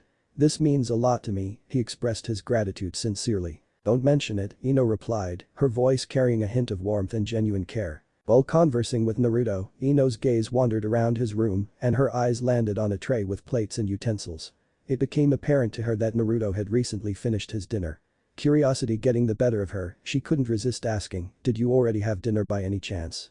In response, Asuma and Shino's attention was drawn to the same tray Ino had noticed. Yeah, I did. Why? Naruto inquired, puzzled by the sudden interest. Are you sure you have room for more? Ino questioned, raising an eyebrow. I always have room for ramen. Dadabeo. Naruto proclaimed, a mischievous foxy grin spreading across his face. Ino rolled her eyes playfully, while Asuma couldn't help but chuckle softly. As for Shino, he remained his usual quiet self, observing the exchange without a word. Well, we should get going now, it's getting late. See you tomorrow, Naruto, Ino bid her farewell. Shino, on the other hand, chose not to speak further but nodded in Naruto's direction before leaving alongside Ino. Now, only Asuma remained with Naruto in the room. "And what about you, Asuma-sensei? What brings you here?" Naruto inquired, curiosity lacing his words. "I'm here to talk to you about something. Remember when I asked you to dispel your clones?" Asuma reminded him. "Oh yeah. You mentioned that you would explain it another time," Naruto recalled. "Exactly, let's talk about the difference between a clone and a shadow clone first," Asuma began, his voice carrying a weight of importance and attentiveness. Naruto's excitement grew as he eagerly awaited his sensei's explanation. A regular clone is just an illusion for diversions or decoys and stuff. However, a shadow clone is far more useful. It has all the abilities of a regular clone and more. Now, tell me, Naruto, why do you think not all of people know the Kage Bunshin no Jutsu, shadow clone technique? I honestly don't know, Asuma-sensei, Naruto admitted, his curiosity piqued. The technique isn't used a lot because it's risky for the user. When you create a shadow clone, your chakra is evenly divided among all the clones you make. If you make one clone, your chakra is split in half. Create 10 clones, and your chakra is divided into 10 portions. Make 50, and your chakra becomes stretched thin, spreading enough chakra to each clone. And so on. But what's the danger of depleting your chakra reserves? Asuma asked, his voice carrying a tone of inquiry. Chakra exhaustion. Naruto offered, catching on. Exactly. If you create more clones than you can handle, there's a high chance of either success or death due to chakra depletion. If you succeed, you'll be left weakened, with the clones sharing the same limited chakra as you. If you fail, you're dead. That's why the technique isn't used by a lot. Only those with high chakra reserves or those who know how to utilize the jutsu properly are aware of its existence, Asuma explained, shedding light on the forbidden nature of the technique. But what does this have to do with me dispelling my clones back then? Naruto asked, eager to understand the connection. I'm getting there. What makes a shadow clone really valuable goes deeper, it's the information it gathers, Asuma continued. Information?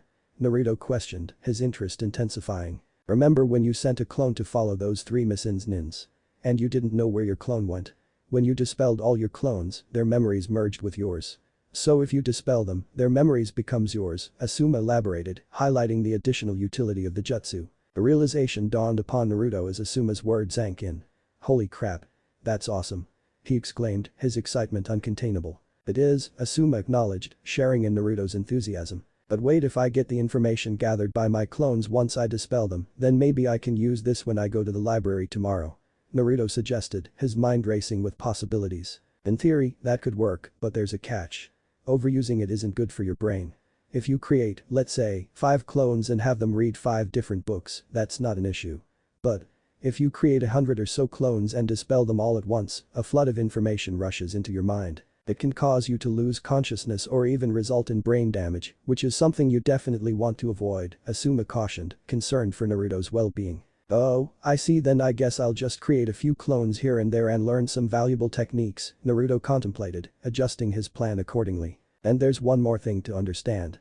The difference between grasping a concept and developing muscle memory, Asuma continued, delving deeper into his explanation. I don't get it, Naruto asked, seeking clarification. Let's say you make your clones practice a particular move you discover in the library. While you learn the steps and understand the technique, you won't instantly be able to do it flawlessly. Actually doing it is a different matter, you'll need to practice it yourself. Ever notice that when your clones get injured, you don't feel any pain? Yeah, now that you mention it, they take hits and I don't feel a thing, Naruto affirmed, recalling past experiences. Exactly. Physical training works differently. While you can use clones to train on your own, it's ultimately you who needs to practice and refine the techniques, Asuma clarified. I see, but why are you telling me this, Asuma-sensei? I'm telling you this because I see great potential in you, kid. And I want you to take advantage of it. Pretty sure the Hokage already told you to go to the library to become stronger, yeah? I just wanted to speed up the entire process and make sure you won't hurt yourself. And in the long run, it'll benefit you. Consider it like killing 2 birds with 1 stone, Asuma explained, revealing his intentions. Thanks, Asuma-sensei, Naruto expressed his gratitude sincerely. Don't mention it, glad I could help, Asuma responded warmly. He then placed a cigarette between his lips and bid Naruto farewell. Anyway, you should rest now so you can leave the hospital tomorrow. Take care, Naruto, he said, waving goodbye before departing from the room. On the way to Konoha's library, once Naruto was finally discharged from the hospital, he wasted no time and headed straight to the Konoha Archive Library. It was his first visit, as he had never been particularly interested in reading before. However, if reading would make him stronger, he was willing to dive into every book available. Although Hokage-sama had assured him that he had nothing to worry about, Naruto couldn't help but feel anxious about being allowed into the library. He had often faced rejection and mistreatment from people, starting from his childhood. This ingrained fear lingered in his mind, making him apprehensive about being chased out of yet another place. As he reached the entrance of the Konoha Archive Library, Naruto gazed at the building.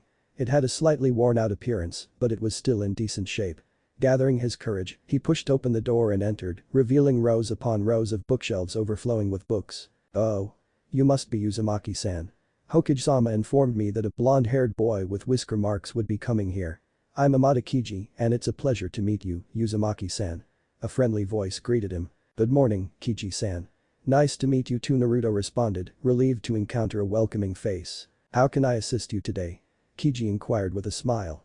"I'm looking for books or scrolls that contain jutsus, though I'm not sure which type exactly," Naruto replied, his excitement evident. "I see, well then, follow me, Uzumaki-san.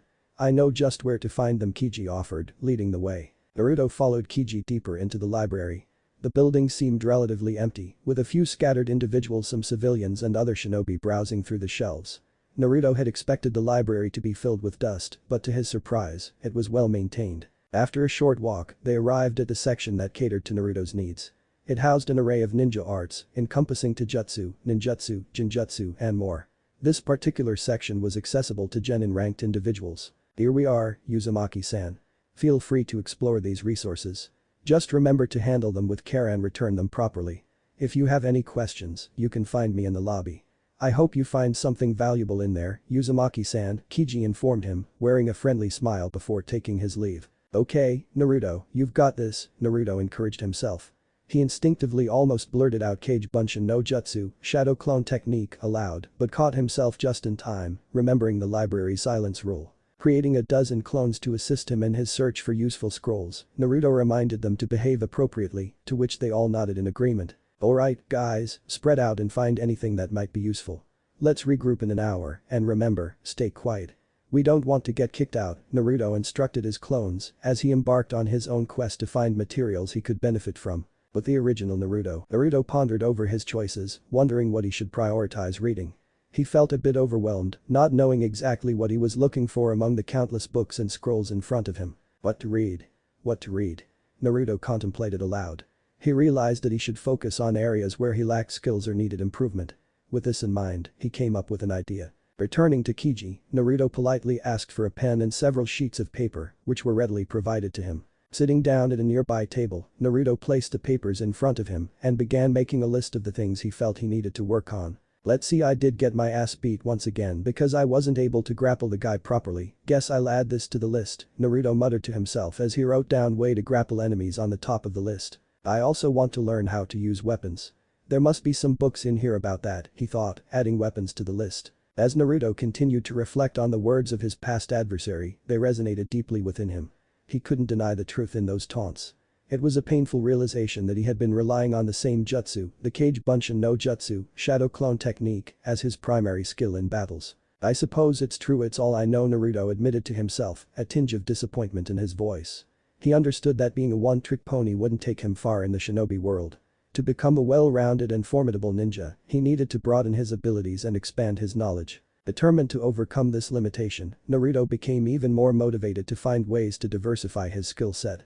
He knew he had to take full advantage of the resources available to him in the library and seek out techniques that could complement his existing abilities. "I need to learn more," Naruto resolved, his determination shining through. With a renewed sense of purpose, he focused his attention on the task at hand, eager to discover new avenues of growth and become a stronger ninja. Naruto felt a sense of satisfaction as he continued to add more items to his list. He understood that acknowledging his shortcomings and identifying areas for improvement was an essential step toward growth. As Naruto brainstormed, he kept writing down the skills and techniques he believed he needed to focus on. His determination to become a better shinobi fueled his motivation to explore and learn from the resources available in the library. An hour later, "Alright, you guys, let's see what you got," Naruto instructed his clones. All the books and scrolls they had collected were laid out on a table before him. Naruto let out a sigh at the sight of the pile. This was the price he had to pay for seeking knowledge, and he wasn't sure if he had the willpower to go through with it. Naruto began to go through each item, checking to see if it was useful for him. If he found something valuable, he set it aside. If not, he returned it to his clones so they could put it back where they found it. Water Ninjutsu. The Art of Flowing Water, Naruto read the title aloud. He pondered for a moment. Do we even know what do you call it again? Chakra nature. That's it. Do we even know what it is?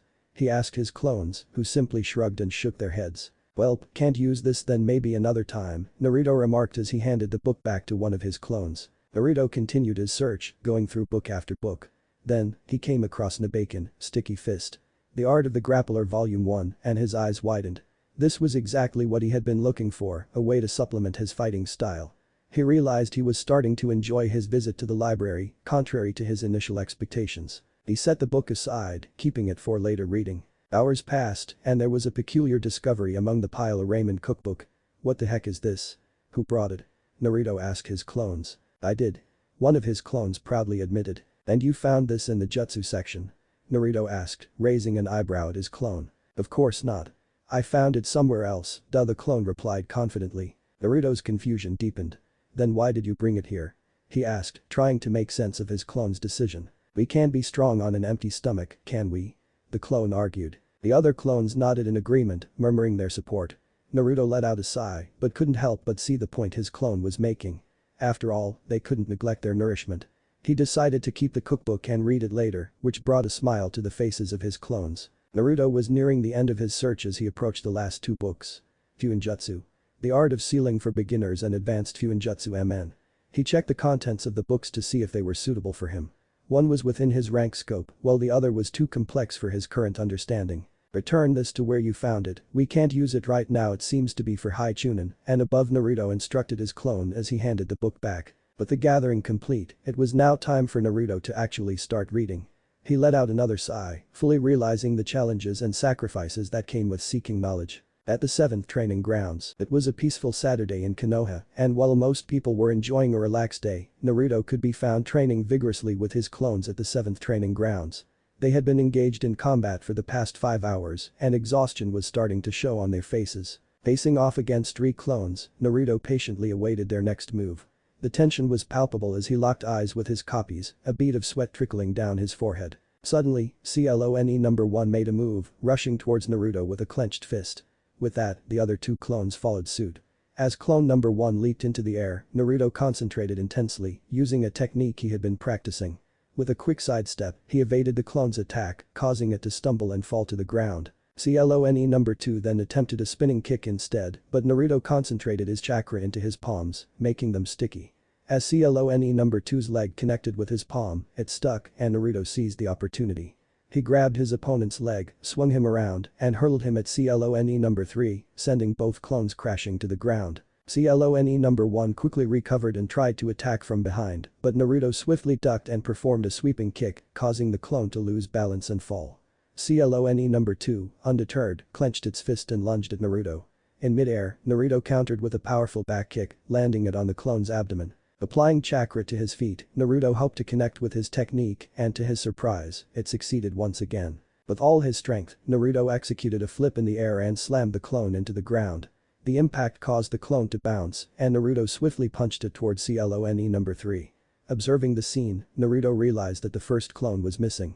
Suddenly, the ground cracked beneath him, and CLONE number 1 launched from the ground, delivering a successful uppercut to Naruto's chin. The force sent Naruto flying, and as he skidded across the dirt, he tasted the metallic tang of blood in his mouth, having inadvertently bitten his lip during the impact. Naruto stood back up, dusting himself off, feeling a sense of satisfaction despite his aching body.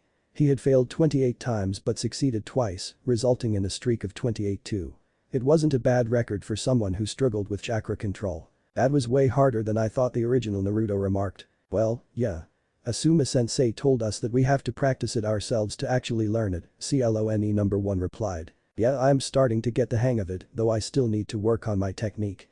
Naruto said. CLONE number 2 inquired. Have we ever been taught how to walk on trees and all that stuff? Naruto asked, curious about his previous training. I don't think so, although if I remember correctly, this Nabaken, sticky fist technique is similar, CLONE number 2 responded, trying to recall their past experiences. I see, I guess I'll ask Asuma Sensei to teach me then, Naruto decided, determined to expand his skills. That sounds good, Dadabeo. CLONE number 3 chimed in, showing support for Naruto's plan. Thanks, Mies. Or is it eyes? Naruto pondered, unsure of the appropriate term. I don't know what makes you think we have the answer. Clone number 1 questioned, raising an eyebrow at Naruto's self-reflection. Well, I suppose I'm thanking myself so, I guess it's me's then Naruto reasoned, attempting to find a suitable term. Why not I? Clone number 2 suggested, considering the grammatical options. I'm confused Clone number 1 admitted, finding the conversation perplexing. Me too same Clone number 2 and Clone number 3 chimed in, expressing their shared confusion. You know what? Forget it. Good job to all of us. Problem solved, Naruto concluded with a smile, opting to let go of the linguistic puzzle. Feeling satisfied with their training session, Naruto dispersed his clones and gathered his belongings near a tree. Among his things were the books and scrolls he had borrowed from the archives earlier. He carefully gathered everything, making sure not to forget any of the materials he had selected. With hunger gnawing at his stomach, Naruto realized it was almost lunchtime. He had been training since 6 in the morning, and it was now around 11:30 before noon.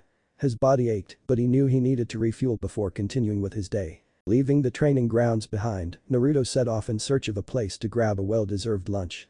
He craved a hearty meal to replenish his energy and satisfy his hunger, but we all know where he'll be heading to. At Ichiraku Ramen. As Naruto savored his beloved ramen, he found himself engrossed in the scrolls he had borrowed from the archives. He carefully balanced the delicate art of reading and eating, ensuring not to spill any broth on the precious documents. The kind-hearted ramen stand attendant, noticed Naruto's intense focus and couldn't help but be curious. She approached him with a warm smile, genuinely interested in his reading material. What you reading there, Naruto-kun? Inquired, her eyes sparkling with curiosity. Naruto's face lit up with excitement as he eagerly shared his newfound knowledge. Oh, Nichin. Check it out. I borrowed this awesome scroll from the archives. It's called Nabaken. The Art of Grappling by Mihara Kenshi. Basically the technique involves using chakra to make my body stick to my opponent's body, like tree walking or water walking. It's all about preventing them from getting away while I beat the crap out of them. Listened attentively, genuinely intrigued by Naruto's pursuit of strength. Wow, that's quite intimidating, Naruto-kun. Though how's your progress coming along? Naruto let out a sigh, momentarily overshadowed by his previous failures. Well, if you consider failing 28 times and succeeding only twice as progress, then yeah, it's coming along just fine. It's just frustrating, you know. Am's eyes softened with empathy as she shared her own experience. Cheer up, Naruto-kun. Just keep working on it and you'll eventually get it. Remember, everyone starts somewhere. Take me as an example, even I struggled when learning to serve ramen properly. But with persistence and practice, I eventually mastered it. So trust me, you'll get there too. Gucci, the wise and experienced ramen chef, joined in on the light-hearted conversation. He interjected with a playful comment, teasing Am about her claim of being a ramen pro. Ha. You're 100 years too early to call yourself a ramen master, my dear daughter, Tucci chuckled, adding a touch of fatherly affection to his words. Whatever you say, Dad, Am replied, her tone filled with affectionate exasperation. The playful exchange between Am and Tucci continued to amuse Naruto, and he couldn't help but burst into laughter. Naruto found solace in Am's encouraging words. He realized that setbacks were an integral part of the learning process. With renewed determination, he resolved to focus on his small successes and keep striving for improvement. You're right, Nichin. Thanks for the advice. Appreciated. Naruto expressed his gratitude sincerely. Am smiled warmly at him, genuinely pleased to be of help. Curiosity piqued, she shifted the conversation to Naruto's life as a genin. By the way, how's being a genin treating you so far, Naruto-kun? She asked, genuinely interested. Naruto paused, his thoughts introspective as he considered the question. It's tiring, that's for sure, but I'll get the hang of it. Am nodded, appreciating Naruto's growth and newfound perspective. That's good to know, Naruto-kun. As the conversation continued, Am couldn't resist teasing Naruto about his relationship with Ino, one of their mutual friends. Speaking of genin, where's your girlfriend? Am playfully inquired. Startled, Naruto vehemently denied the accusation. Girlfriend? Ino, she's not my girlfriend. Am couldn't help but tease him further, mischievously prodding at his emotions. Since when did I say Ino was your girlfriend? You're the one who brought up her name. It seems like you do like her, huh? Caught off guard, Naruto's cheeks flushed bright red. I mean, well, she's pretty. Am laughed, enjoying Naruto's flustered reaction. See? You do like her.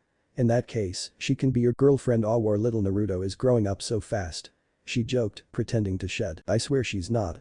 And besides, I already like someone else, Naruto pleaded, his voice filled with earnestness. Am arched an eyebrow, a mischievous glint in her eyes. You mean the girl with the pink hair? What was her name again? She asked, feigning forgetfulness. Naruto's face flushed slightly as he confirmed, her name is Sakura. Ah, that's it. But what about her do you like? AM prodded, genuinely curious. Naruto paused, his thoughts gathering as he searched for an answer.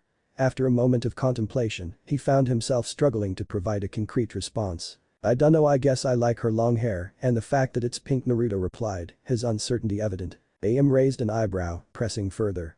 You guess? So, you're not sure. And even if you are sure, is that all?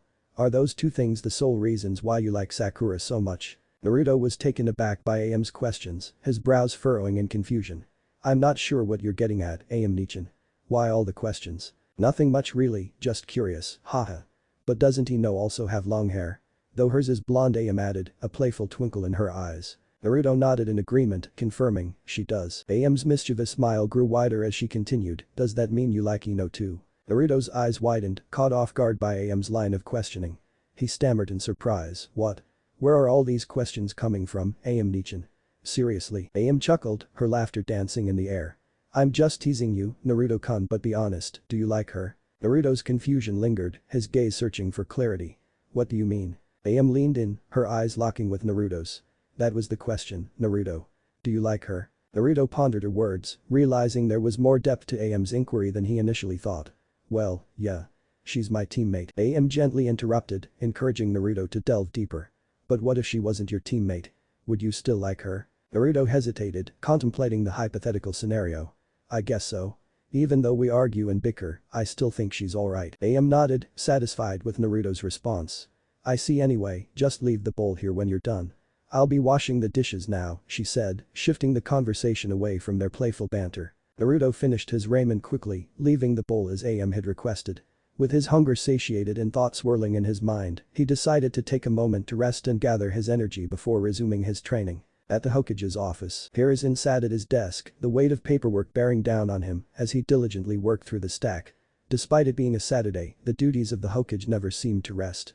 Hiruzen often found himself wondering how the fourth Hokage, Minato Namikaze, managed to complete his paperwork so efficiently. As the years went by, the burden seemed to grow heavier and Hiruzen felt his age catching up with him. Lost in his thoughts, Hiruzen was interrupted by a polite knock on his office door. You may enter, he called out, his voice carrying a tinge of weariness. The door opened, revealing Ichnin holding a scroll in his hands. It was Notori, one of Hiruzen's trusted subordinates. Hokage-sama, we have received a letter from the Kazekage just now, Notori informed him, offering the scroll respectfully. Hiruzen nodded, accepting the scroll from Notori. Thank you for bringing it here, Notori.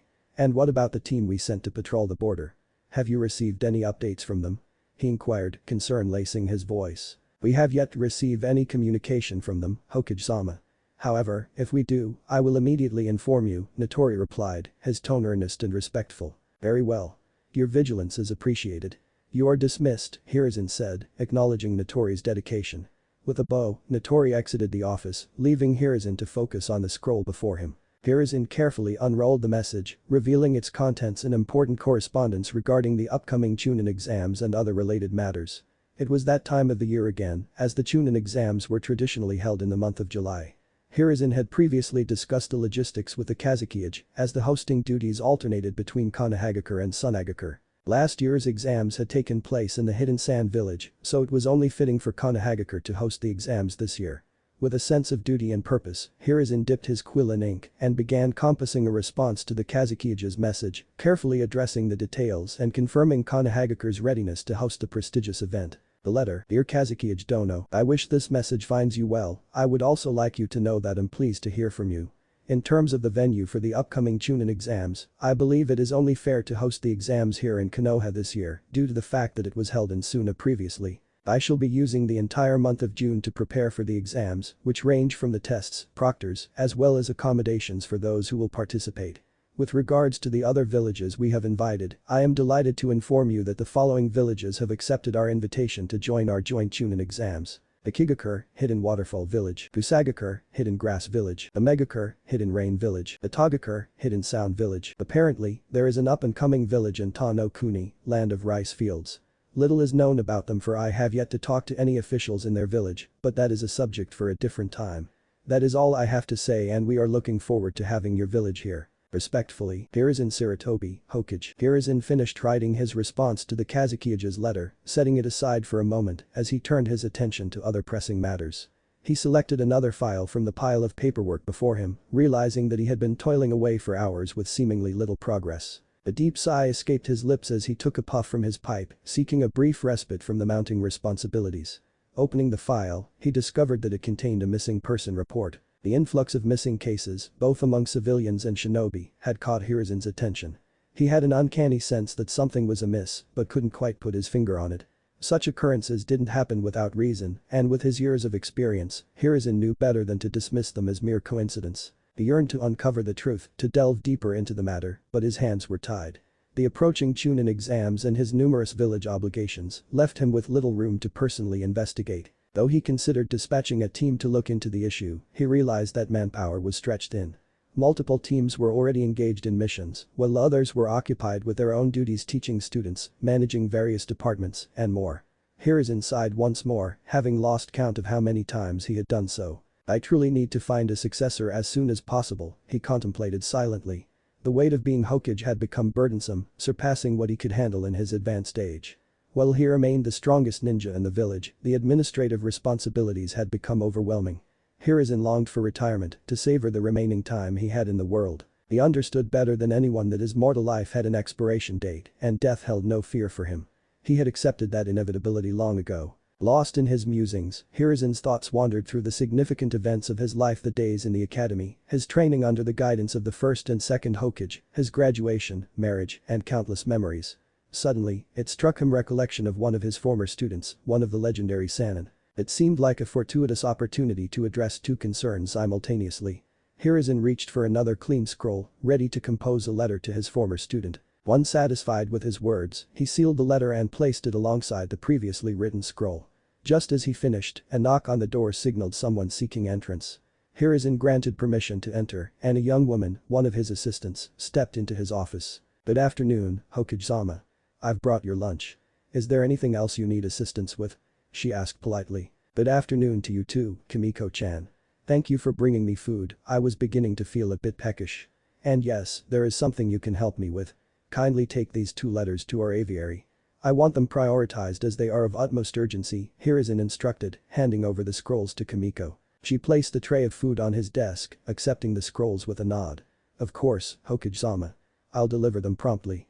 I'll also bring back the copies of the paperwork that were burned earlier this morning. I must request that you refrain from using fire jutsus on your paperwork, Hokage-sama," Kimiko advised with a gentle smile. Hiruzen chuckled at the reminder. Earlier that morning, he had resorted to using a fire jutsu to incinerate some of the paperwork, a release of pent-up stress. Later that night, Naruto sat in his apartment, enjoying his dinner of ramen, while engrossed in reading the scroll about Nabakin. The fighting style fascinated him, particularly because he discovered that the creator shared a similar approach to combat. Reflecting on his time at the academy, Naruto admitted that he never fully resonated with the standard fighting style they taught. While he acknowledged its usefulness, he always found himself naturally gravitating towards a more up-close and personal approach in his spars. It was akin to grappling, a style that felt more instinctual to him. Reading the author's notes in the scroll, Naruto learned that Mihara Kenshi, the creator of Nabakin, also faced challenges when it came to restraining opponents. One day, the idea of combining chakra control with his fighting style struck him, leading to the birth of Nabakin. The art of grappling. Rolling up the scroll and setting it aside with the others he had borrowed, Naruto's attention was drawn to another book lent to him by the archives. Its title read, Fuinjutsu. The Art of Sealing for Beginners. However, it wasn't the title that caught his eye, but the spiral symbol adorning the book cover, similar to the one on the back of his own clothes. Naruto shrugged, assuming it was merely a coincidence. After all, the spiral symbol could be found on the flak jackets worn by both Chunin and Jounin. Curiosity piqued, he flipped open the book, only to find the first page partially torn at the bottom. The author's name was missing, but the preface remained, beckoning Naruto to delve into the world of sealing. Preface: to the reader of this book, greetings.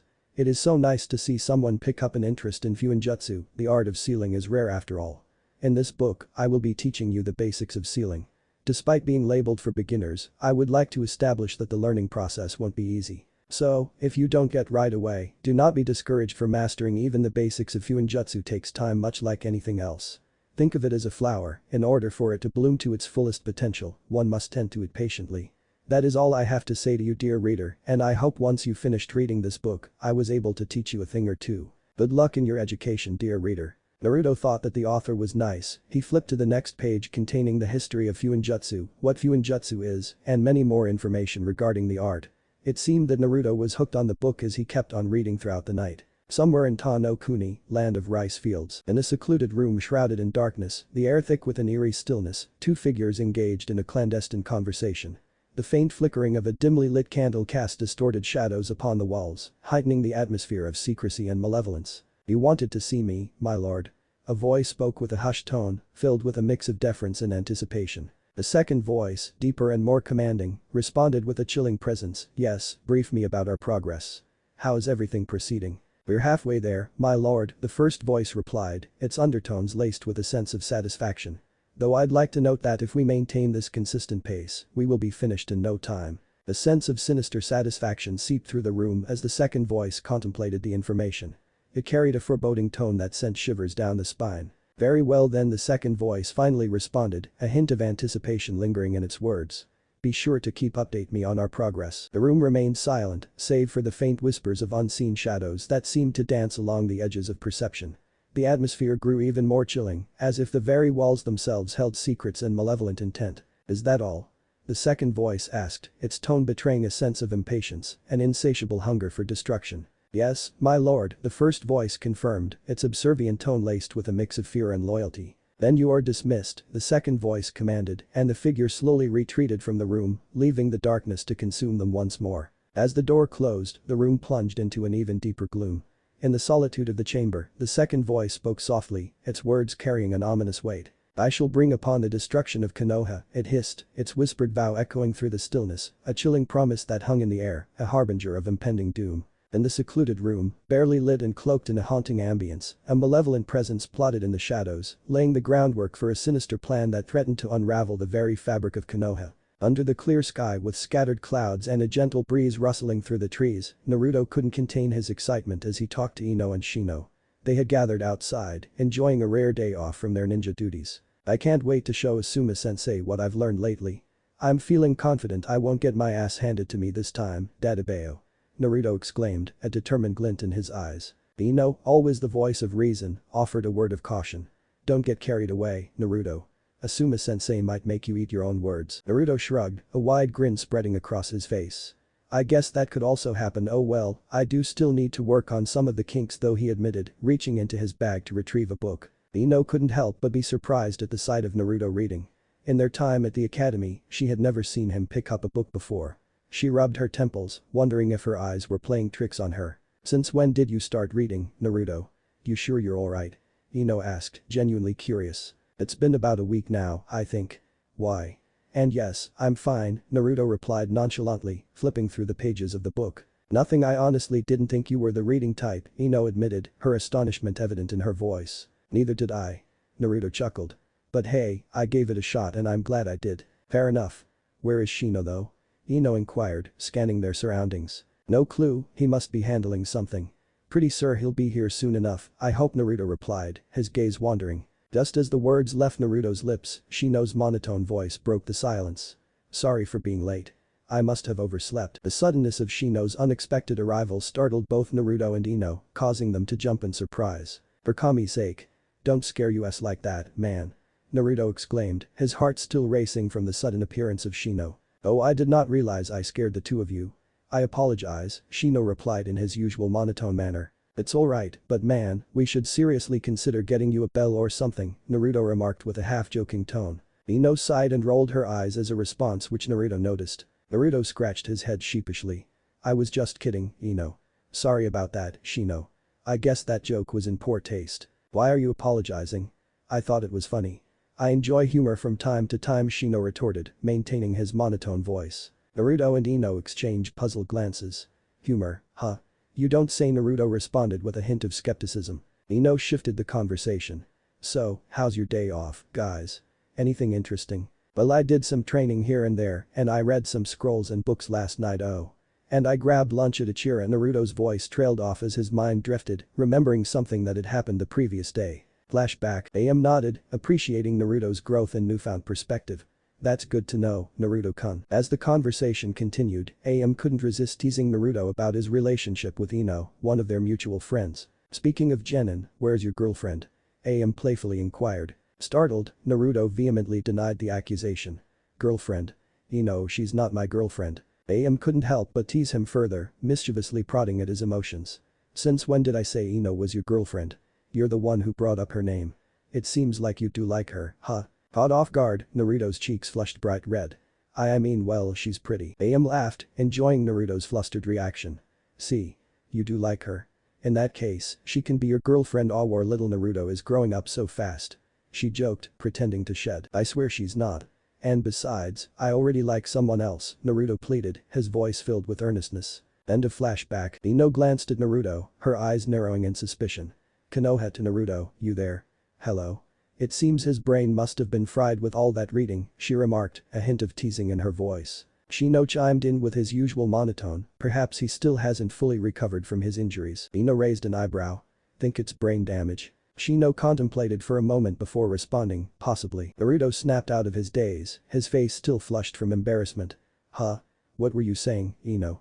He asked, trying to regain his composure. Ino smirked, teasing him further. Oh, good, you're back. We thought for a second there that you had brain damage, or maybe you already have brain damage, who knows? Naruto huffed, feeling defensive. I'm fine, I just remembered something, that's all.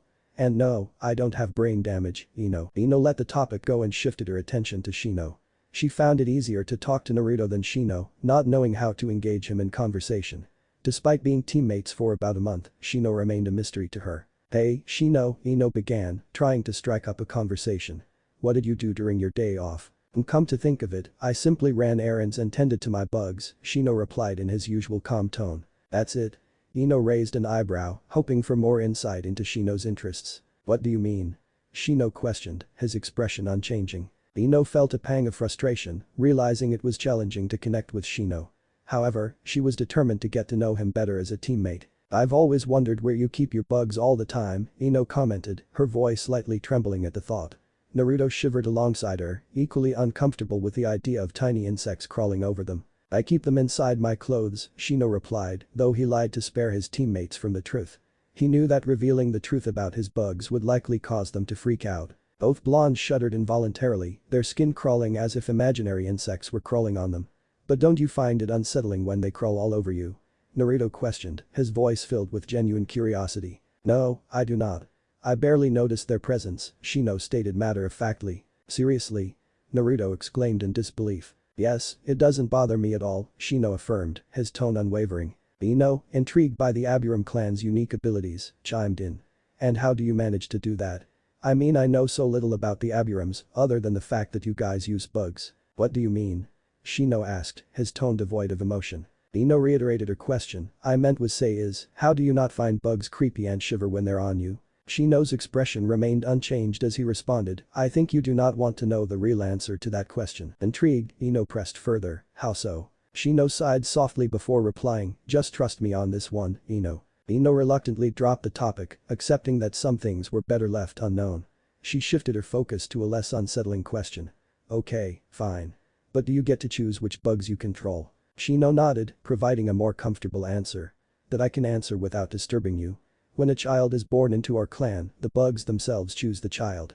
There are several species of bugs we utilize, and once a specific species chooses the child, they become partners, living in symbiosis from then on. Naruto and Ino listened attentively, their curiosity piqued by this newfound knowledge about Shino's clan. It was fascinating and made them appreciate the unique bond between Shino and his insect companions. However, their conversation was interrupted when their sensei, Asuma, finally arrived. Sorry I'm late. Had to deal with some stuff, you know how it is, Asuma apologized, rubbing the back of his head. Both Naruto and Ino couldn't help but shoot disapproving glances at Asuma for his chronic tardiness. Nonetheless, they had passed the time by learning something new about their enigmatic teammate. Ino nudged Naruto and whispered, Asuma-sensei was probably with Kurenai-sensei, what do you think, Naruto? Naruto smirked and replied, yeah, Ino. Asuma-sensei thinks he's so slick, but he's pretty obvious if you ask me. What do you think, Shino? Shino, still maintaining his stoic demeanor, offered his opinion. The possibility is there, though it does make sense considering Asuma-sensei's occasional tardiness. A bead of sweat formed on Asuma's forehead as he gulped nervously, denying his student's speculations. I don't know what you guys are talking about, he stammered.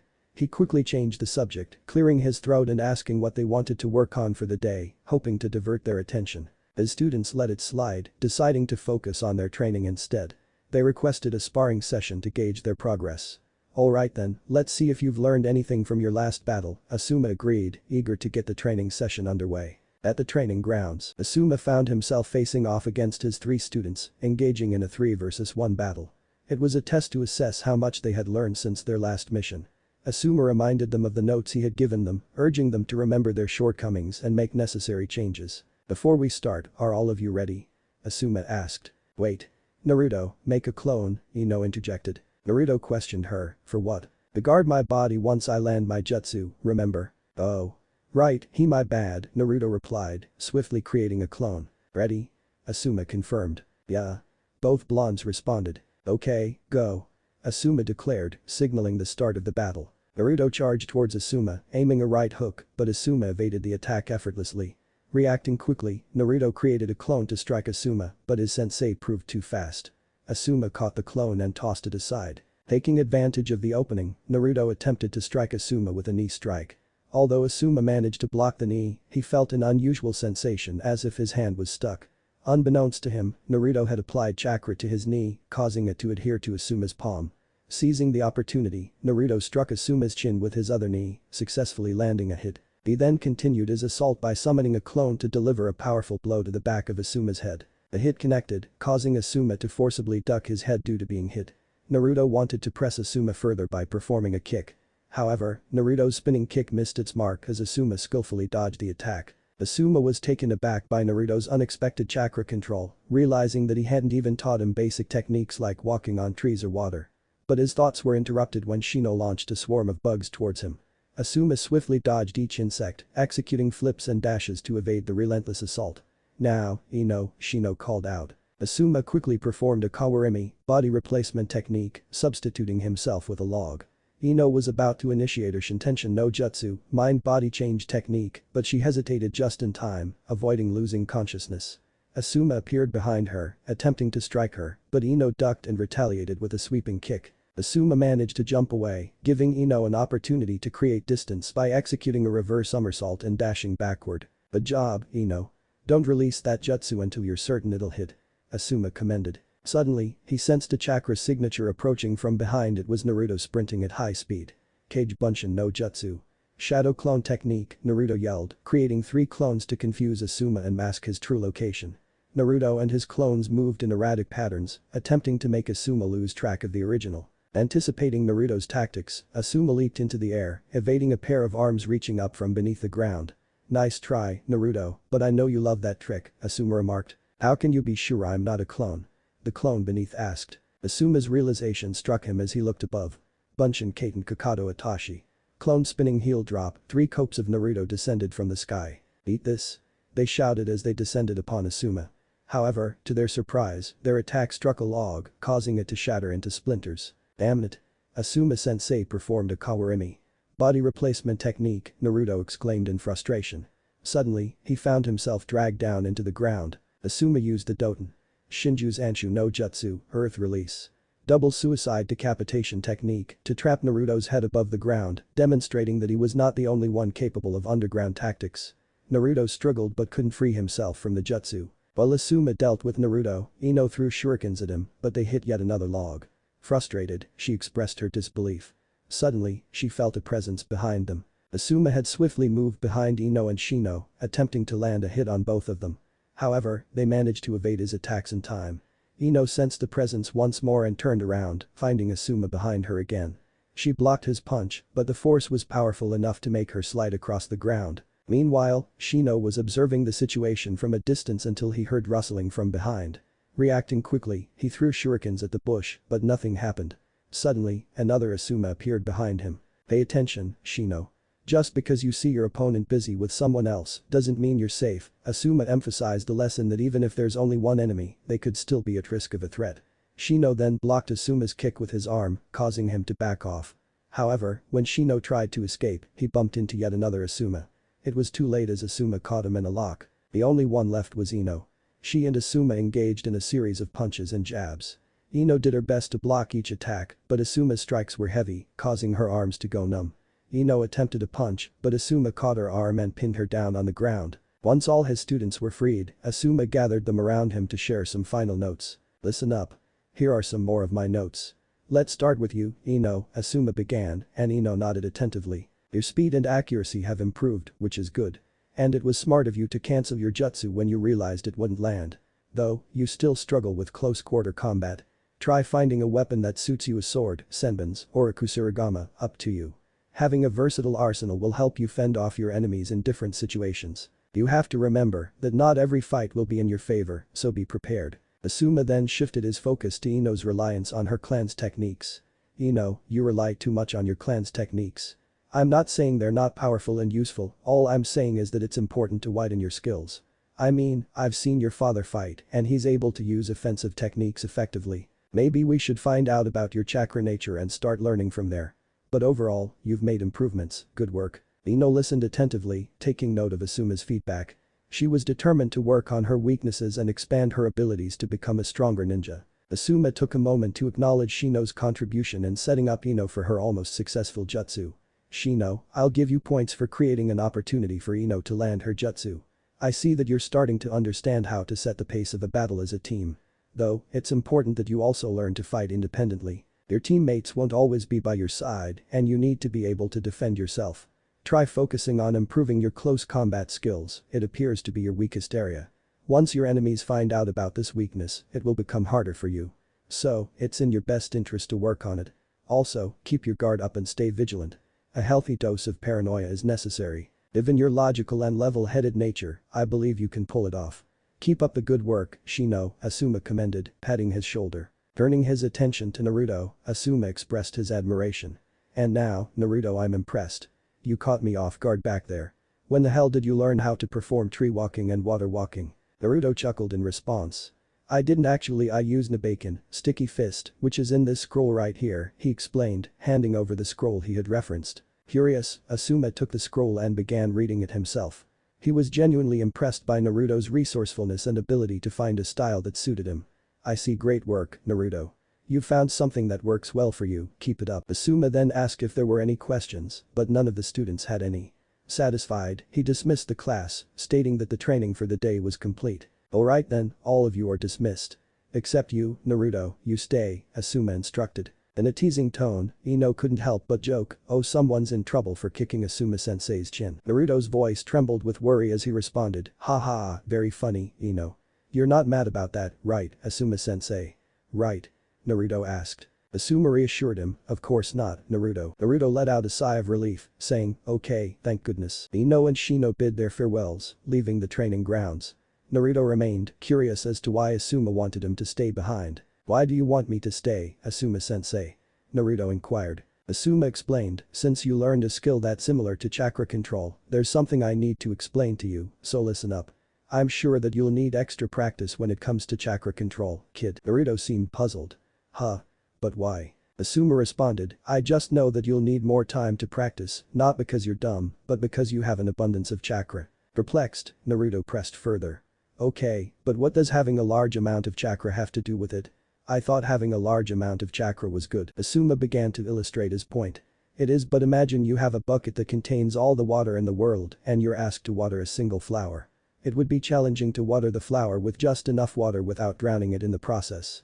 Similarly, when someone has a large chakra reserve, it becomes more difficult to control and mold that chakra accurately. That's why I'm telling you this. Understanding started to dawn on Naruto. I see. Asuma reassured him, don't worry, kid. I'll help you along the way. Also, make sure to tell your teammates to meet me here tomorrow. It's time to go on missions again. Naruto expressed his gratitude and bid farewell. Asuma, alone on the training grounds, reflected, they're starting to grow. I'm proud of them, speaking to no one in particular.